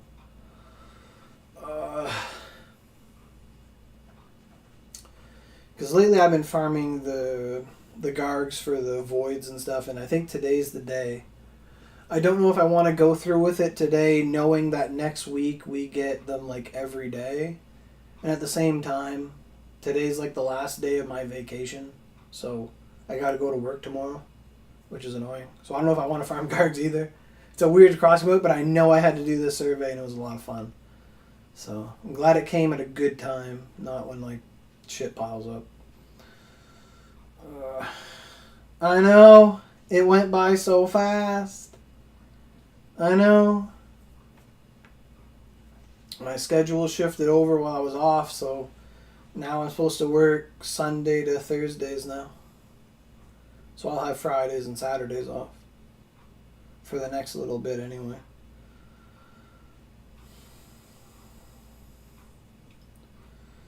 I'm tempted to take tomorrow off though to finish the weekend. Very tempted to though. Like I bought a whole watermelon too. I want to eat that.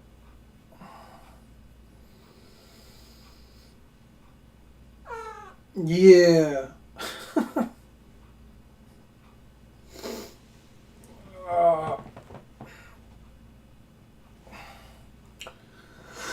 Oh, God. Yeah. What's the matter, Lance?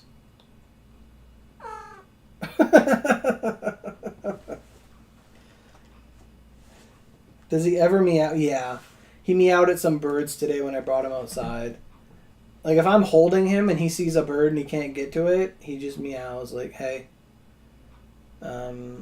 Sometimes he'll meow, like, but he just usually does his noises. Hey? Hey, Lance? What are you saying?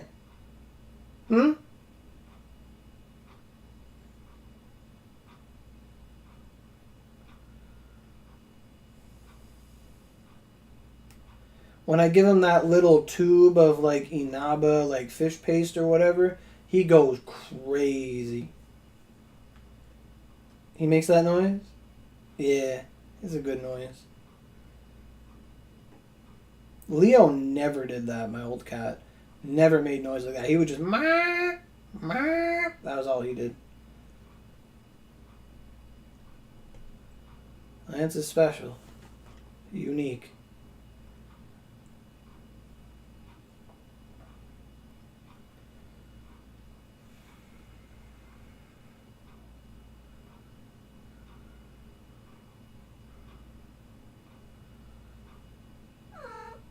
Yeah, there he goes again.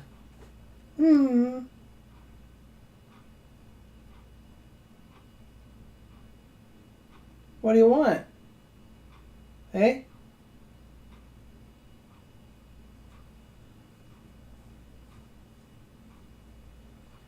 Your other cats don't do it either? I guess they're all learning from each other, right? What are my plans for tonight? Nothing in the ordinary, really. Just I knew I had to do this stream, but I don't have any set plans.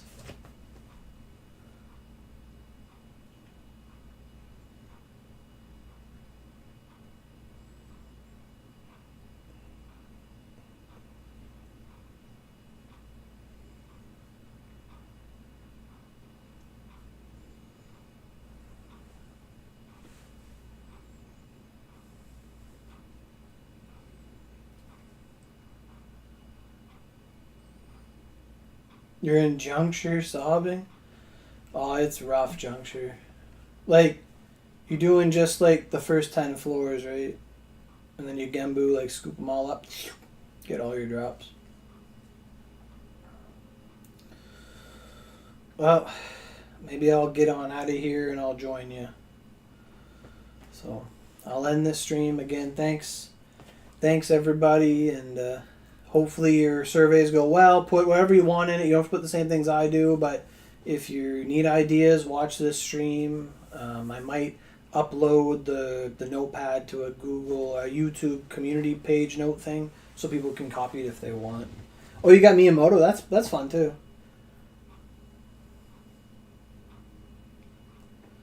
Alrighty, so I'm gonna end this stream and I'll see you guys in the next one. Thanks for everything. Whew, how do I do that?